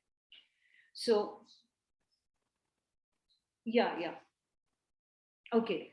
So, yes, so this is something. So the challenge our students encounter when they go there is, initially it is quite overwhelming and challenging for them because they are used to a different education system. It takes at least 6 months for them to acclimatize to that system where they have to do a lot of assignments.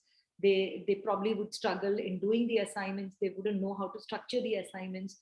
And be aware, all these foreign universities, they have learning advisors to support you. They have professors, I mean, unlike the way we see our professors here, we tend to put the professors on a high pedestal there. Whereas there, the professors are like friends. You call them by their first name. So it's a very facilitative kind of teaching methodology they follow. I mean, they act like learning facilitators. It's students who learn independently. So in our system doesn't nurture independent learning, but when they get exposed to a system where independent learning is nurtured, where there's more emphasis on thinking creatively and expressing your views and ideas. I've seen many students from India, very quiet, shy, the reserved kind, faring well, and many of them have even opined, many parents and students have opined that they felt their self-esteem is growing. They emerge as confident individuals when they get exposed to a system, no matter how shy or quiet or reserved you are. When you get exposed to a system where you have to discuss on a variety of topics sitting in groups, you have to stand before a group and present your views and ideas. The so-called quiet, shy, reserved ones who have always maintained themselves in a quiet, shy, reserved manner in India, you find a drastic change or transformation happening in them. So these are some of the positive changes that you can look forward to. But then students are not habituated to doing the assignments. So one of the major challenges I've seen in them is they end up committing a lot of plagiarism. They copy paste from here and there without realizing that it is not acceptable to them. They are required to write their own views. Instead, they end up copy pasting without giving credit to where they copy pasted, sometimes from electronically available resources or books in the library. So, but then within 6 months, they get acclimatized to the system and then they start faring well. And again, climate could be a challenge. This is another challenge, especially when they go to freezing cold destinations like Canada. The flip side of Canada is the freezing cold weather.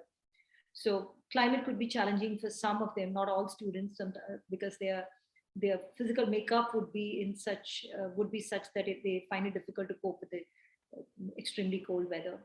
So, but majority of the students, what I get to hear from them is within 6 months, the body adapts to the cold weather and they don't feel, each passing winter, they feel that it is not so cold like what they felt in the first winter. So they adapt. But then these are initial challenges that students encounter. And then, yes, they need to be motivated. That's another challenge. I've heard many, whenever I travel, when I check with these students who are doing their masters abroad, when I often ask them, what is the message I should be passing on to students who are looking at doing their masters abroad? Many a times I've heard these students telling me, students in India, they do their masters soon after their degree, they have a tendency to do masters with absolutely no drive or passion to gain mastery in the subject. It's more like you're expected to do a master's in India right after the degree, because every Tom, Dick and Harry has a master's. Only then you will have some value in the marriage market or the job market. So you're expected to do a master's. So people don't technically do masters in India with driven out of a passion for that subject or in order to acquire mastery over the subject. So students with these kind of an attitude would end up proceeding to these destinations for to undertake a master's with absolutely no drive or motivation or passion to acquire mastery in the subject. They tend to struggle. So having the right attitude to acquire mastery in the subject is very important to do justice to a master's course abroad. This is a common inputs and feedbacks that I get, that many Indian students, they land up with foreign universities to pursue a master's with absolutely no idea as to what is expected of them. They think it is like extending your education by an extra 1 year or 2 years, like the way they do in India. So attitude wise, yes, make sure you have the right level of motivation to do justice to your studies. And yes, you've got to be very mature, you've got to be very responsible for your education. There's a lot of independent learning that you have to do, which again, students are required to be very proactive right from the beginning of the course, especially destinations like UK and Ireland, where students go for 1 year masters. Right from the very beginning, they have to proactively engage with the careers and placements team in the university. They have to start preparing their CVs. They have to undertake mentoring sessions for CV preparation, cover letter preparation, and attend all kinds of job workshops, familiarize themselves with all the frequently asked questions posed by employers so that they are well equipped and well prepared to put up a good show for the interview. So those kind of preparations should start as early as the very beginning of the course. It's not like you start applying for jobs after your master's. You have to start applying for your jobs right after, because most of the employers would give you an appointment six months after you make a job application. you'll have to wait for 6 months to get an appointment. So if you start applying for jobs after your master's, you're too late. You'll have to wait for another 6 months. So students are required to start engaging proactively with the careers and placements, get a good insight about what is expected of the employers, and then start preparing towards a career as early as the beginning of the course. So this is something that students are not oriented, and they tend to take it very lightly. They are so much after the newfound freedom that they start thinking about their job only towards the last leg of the course. Another often, I would say it is a challenge, but this is a major concern as an education consultant that I get from most of the universities. As far as students from India are concerned, there are a whole lot of activities and events that the institutions organize. They rope in some of the experts in the industry based on your subject area. They rope in some of the top captains of the industry, some of the experts in the industry for guest lectures and interactive sessions and network dinners and network lunch. But many a times, Indian students do not take all these seriously. They are so much after their short-term goal of doing part-time job and earning that they miss out on all these wonderful opportunities that foreign universities offers to students. But let me tell you, attending these sessions are very, very important for students to do well in their career, to strategize for their job interviews, attending these kind of guest lectures, getting a good insight as to what the industry is looking forward to is very, very essential for students to perform in the interviews and get into good employment. But many a times, this is I would say, a regular grouse, a constant grouse expressed by many universities, many foreign universities, that students don't take these kind of things very seriously. They're so much after their short-term goal of doing part-time job and earning money that they have no focus on their full-time goal. So these are areas where students need to consciously orient themselves. And again, stay away from always causing up to people from your own land and chit-chatting always in your regional language. Make a conscious effort to interact with students from diverse nationalities. Again, societies and clubs. It's strongly recommended that every student become a part of some or the other, numerous, around 200 to 300 different varieties of clubs and societies are there. There are so many student-led organizations within the university. So students, apart from their academics, they're strongly recommended, they're very much encouraged to be a part of these clubs and societies where they get to interact and network with people who share similar passion, who belong to different disciplines and different age groups. They get to meet new people, make new friends, create a global network of friends. So these clubs and societies serve as a great platform for them to make very good friends who share a similar passion. But again, students, many a times, they're so much after part-time job that they do not take time out for these kind of activities.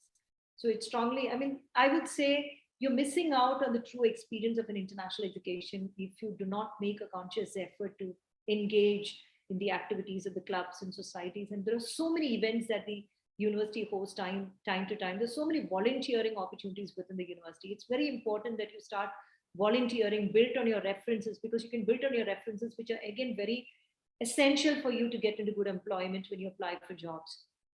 So it is very important that students always seek opportunities to volunteer. And there are lots of opportunities arising within the university, because every now and then they have some or the other event happening in the university where students have hordes and hordes of opportunities to take up volunteering activities. But again, if you are going to be fixated on doing part-time jobs, if this is one of the major challenge that I feel students, they just get into that kind of a flow of doing part-time job that they miss out on a lot of interesting things, which holistically constitutes the true experience of studying abroad. It's not just about your academics. The most valuable takeaway is the actual experience that you get by interacting with professors and students from diverse nationalities, and you should not miss out on these opportunities and the opportunity to make friends from across the globe. So yes, and I'm sure Dr. Raju, a veteran in the area of career guidance, I'm sure he has a set of questions to ask me, and I would be very, very happy to take your questions. And all the project managers, if there is anything that you think would be very relevant for the students, I'd be very happy to take questions from the students and the parents. And I'm sure you've been going through all the questions that the students and parents have been texting in the chat box. I look forward to your questions. I stay at your disposal to take your questions. Thank you very much, Ms. Naishi Vinod. That was a very, very informative presentation or talk that you have made. your vast experience in this sector made you go through all the aspects of higher education. And I'm sure that the participants, students and parents would have cleared most of their doubts. I have seen several questions coming in the QA unit, but most of those questions have been answered by you in due course of your presentation.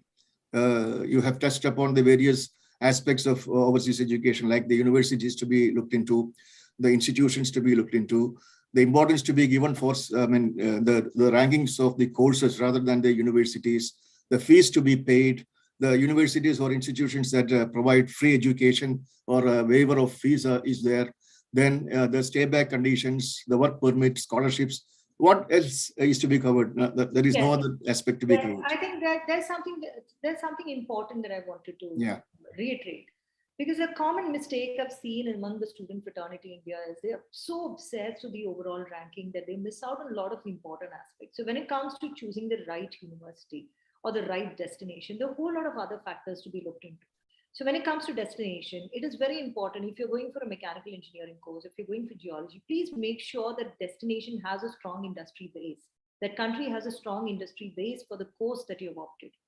Also, it is very important if your intention is not merely to study in a top university, if you intend to work and settle down, it's very important that you look into all the other socio-economic factors, the economy, how is the economy of the country faring, what are the major industries contributing to the economy. It's very important they have a good understanding about all this. And again, just at the click of a mouse, we're living in the era of information explosion.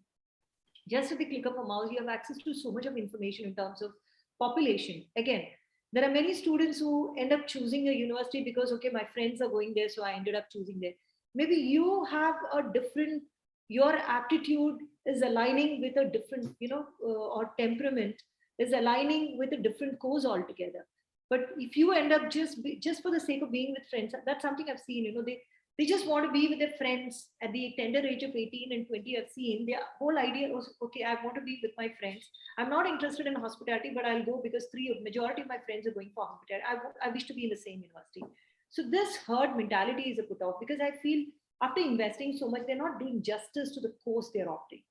So in terms of course choice, very, very important that students carefully evaluate their strengths, understand their personality, understand their temperament, understand their latent capabilities, and try to take a course where they think they would be able to enjoy the rest of their life, because it's a career. You're doing this course with the idea of establishing a career, and the career is what you live the rest of your life. It should not happen that you end up studying a course which doesn't align with your interest or passion or appetite, and then you feel depressed when you start working. Probably at this age, you're too young to think in those terms. At this age, your whole idea is to be with your friends, be where your friends are going. So this is one area where I feel students have to be very serious. And again, when it comes to choosing a course, again, choosing a university, instead of going for overall ranking, very, very important that they look at the subject-wise ranking. Again, location is very important. If you happen to be from a financially disadvantaged family where you're looking at earning some bucks to support your living expense or to earn enough for your subsequent semester fees, it's very important that you choose a university which is in a city.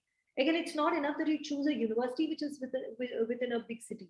It's important that you identify whether your course is offered in a campus which is in a city, and try to develop a good insight and understanding about the city in terms of population, in terms of industries, what you can expect realistically in that.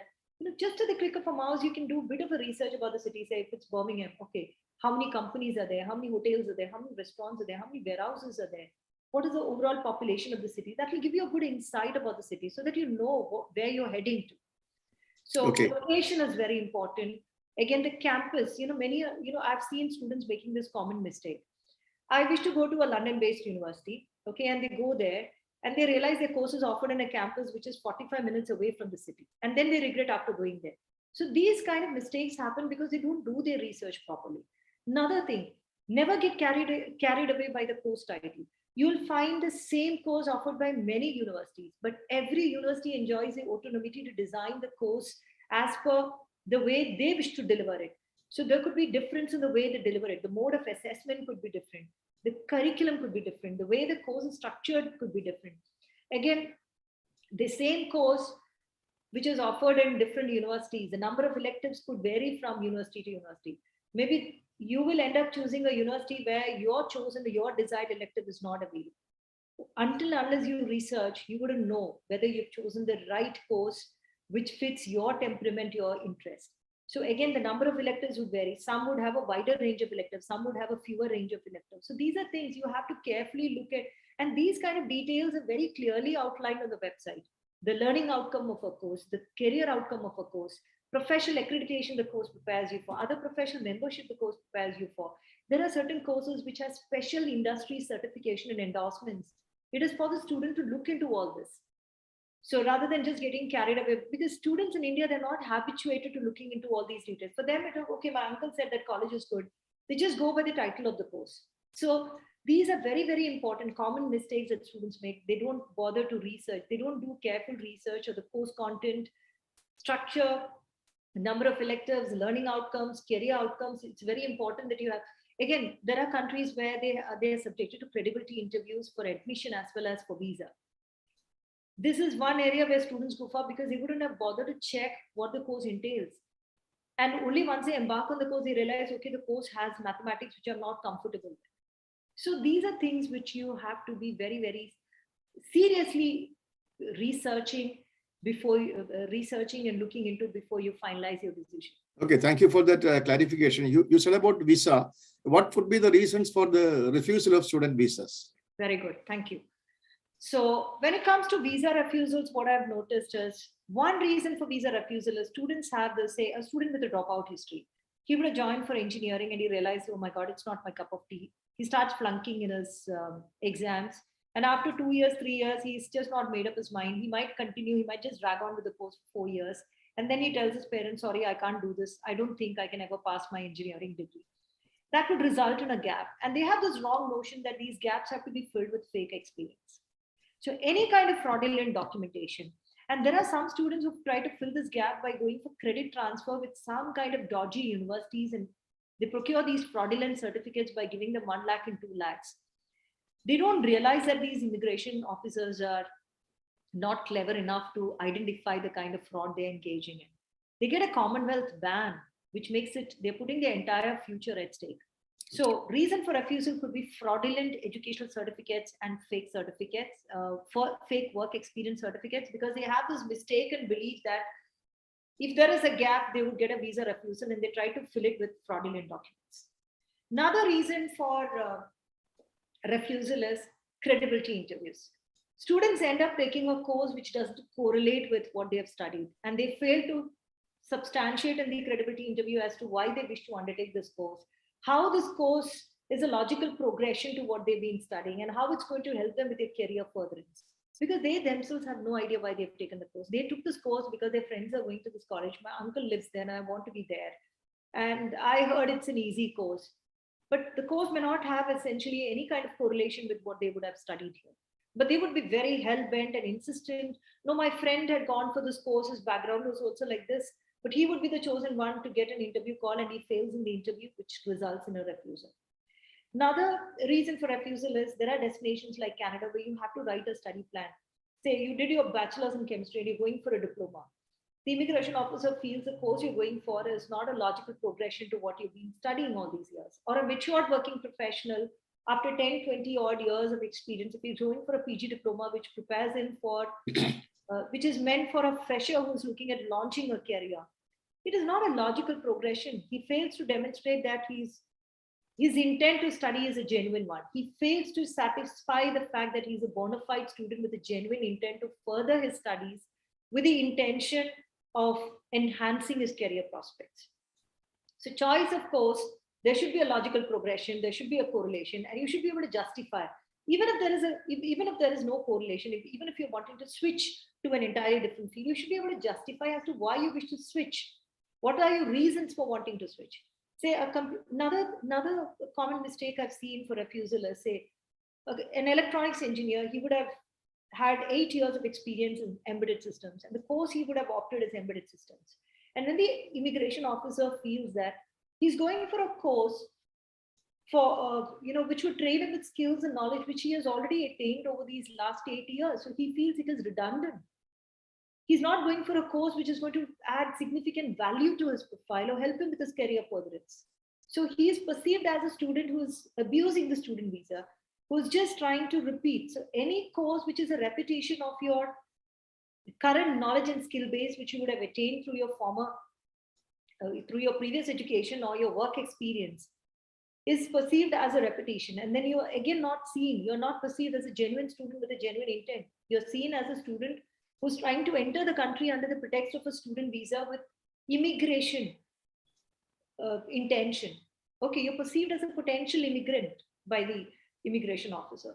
So these are some of the common reasons for refusals: the students not being prepared, students not having clarity on why they've undertaken the course, and not having done adequate research about their university, about their proposed course. So it's very, very important that the student does substantial research about the university, about the ranking, about the facilities, about the location, about the course content, learning outcomes, career outcomes, mode of assessment, total number of credits, all the other attraction that the course holds. So yeah, so this can also be a reason for refusal. Many times students do not know what they're going to study. Thank you for that clarification. A very relevant question from one of the participants.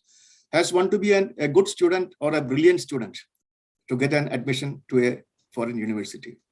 I'm sorry, a good student and a brilliant student. Or a brilliant student. Maybe the level of the academic brilliance of the students. Does it come into picture when applying for a course? Not really, I would say. Even a student with a 50%, or even a student was just passed with 45 and 48%. They have pathway programs to qualify for the program that they wish to undertake. They can look at doing a pre-master's. Suppose, see, generally for university, they might need 50% for qualifying for a master's. And if the student has got 44 or 45, he is required to spend extra money for a 4 to 6 months, depending on his grades, depending on his experience. He is required to, he has the option of doing a pathway program to qualify for the master's. Similarly, a student who failed in 12, they could look at doing a foundation course to qualify for the bachelor. Okay. Yeah. Or student who is aiming for a top university where 80% or 90% is the requirement, and if the student succeeds in getting just 75 to 80, wherein he's not fulfilling the requirement, he could look at doing an international year one with a pathway provider to qualify, and he could look at entering the second year in the university campus. So there are pathways by which students can. Yes, if you happen to be an ambitious student aspiring to get into one of the prestigious universities, yes, your academics does matter. But even if you are a mediocre student or an underperforming student, there are still ways for you to undertake studies abroad. Okay, thank you for that clarification. Now, is there any age limit for applying for any course? Suppose a student takes a break after his universities abroad do not discriminate you on the basis of your age or your marital status. That's even if there is a break in the education process. Not really. However, there is a condition, there is a clause. Suppose, I'm just giving you an example. Suppose a student is 43 years old, maybe a lady. She's got all she would have done. She would have graduated maybe way back in 98 or 2000. And all these years, all she would have done is raising 3 or 4 children, and she's not been working. And at this stage, if she decides to embark on her studies, she's not perceived as a genuine student. So for matured students, what they need to factor in when they decide on their studies is make sure, say, an engineer with 15 years of experience, make sure you end up taking a program which would prepare you for your career furtherance. So an engineering graduate, when he goes for a PG diploma, which is actually designed for somebody who wants to launch a career in that particular field, you do not stand a chance of obtaining a visa. It's very important that you go for a master's level program, ideally a program where you can reasonably provide a plausible explanation as to how this program is going to help you towards the upward mobility in your career. Okay. Now, have you come across any destination that gives some consideration or priority for women applicants? Well, there is this British Council scholarship for STEM women. For STEM courses for women, they do have a special scholarship. It is rolled out by British Council. You will find the information on the British Council UK. Study in UK British Council website. You could get this information. Yes. Okay, thank you. Yeah, it's called the STEM Women Scholarship. Yes. Okay.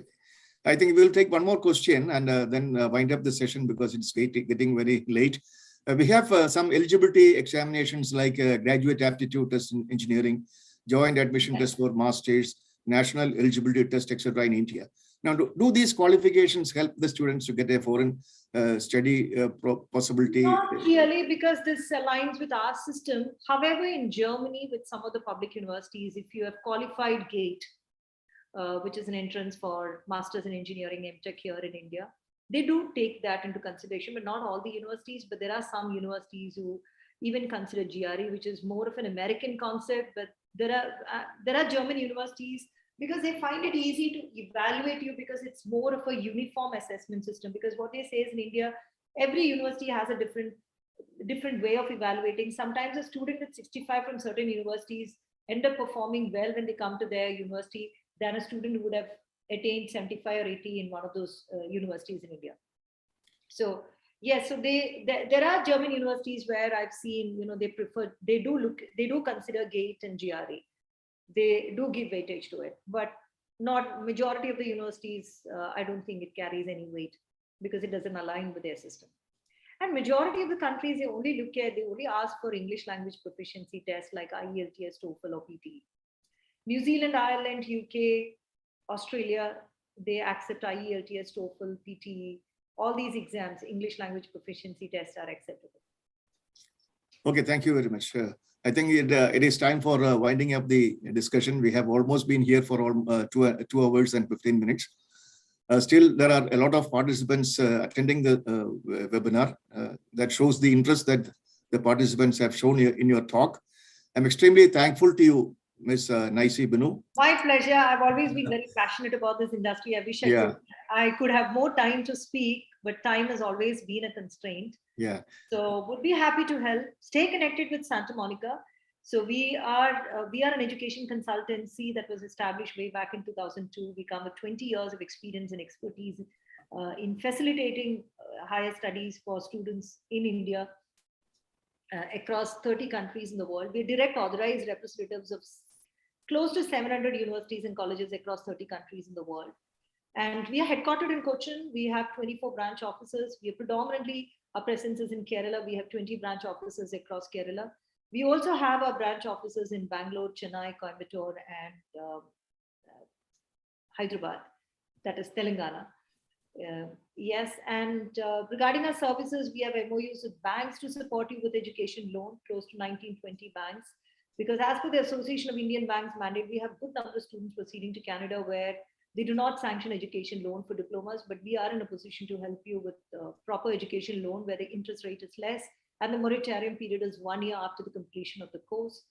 Another service that we offer is, another vertical of Santamonica, is we have our academy to train you with IELTS, PT, TOEFL, OET, all these English language proficiency tests. We're very soon becoming the testing and training center for Germany, because we realize there's a huge appetite for students in India to go to Germany, because it offers them the opportunity to study at a very nominal cost, in fact, without any expense. So furthermore, with regard to Santamonica, we have our tours and travels. We are an ITA licensed agency. And during this pandemic, we had so many students proceeding to destinations like Canada and UK. And to Canada, we were instrumental in chartering around 12 flights to take our students, out of which 7 flights had only Santamonica students. So we went to that extent of even providing quarantine accommodation services to our students who are traveling during this time. Yes, I would say the interest to study abroad is absolutely encouraging. There's a huge appetite for students to study abroad, and Santamonica continues to be very passionate in identifying newer destinations, and provided it is a good option for the students. So it's been a constant endeavor to keep adding more and more universities and destinations onto a current portfolio of 700 odd universities and colleges. So we do attend all those international conferences. We make sure we keep ourselves updated on all the changes that are being announced by different governments time and again.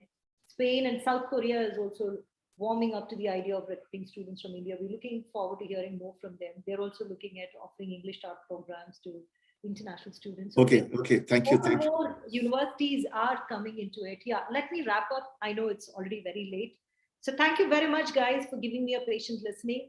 In case you have further doubts, further queries, feel free to connect with the Santamonica team. We would be more than happy to support you with all kinds of concerns and queries that you would have with regard to your education abroad. Thank you very much. I would also like to, Dr. yeah, Raju, thank you very yes, much thank you, for thank you. being I would on also this. like to thank the Hindu Education Plus for discussing a very relevant topic. Thanks to all the participants, your your colleagues in the panel. I thank all of them, Ms. Divya S. Pilla, Sobita Thomas, Rashmi Mohandas, and Ashita Sudhagar. Thank you for that excellent presentation.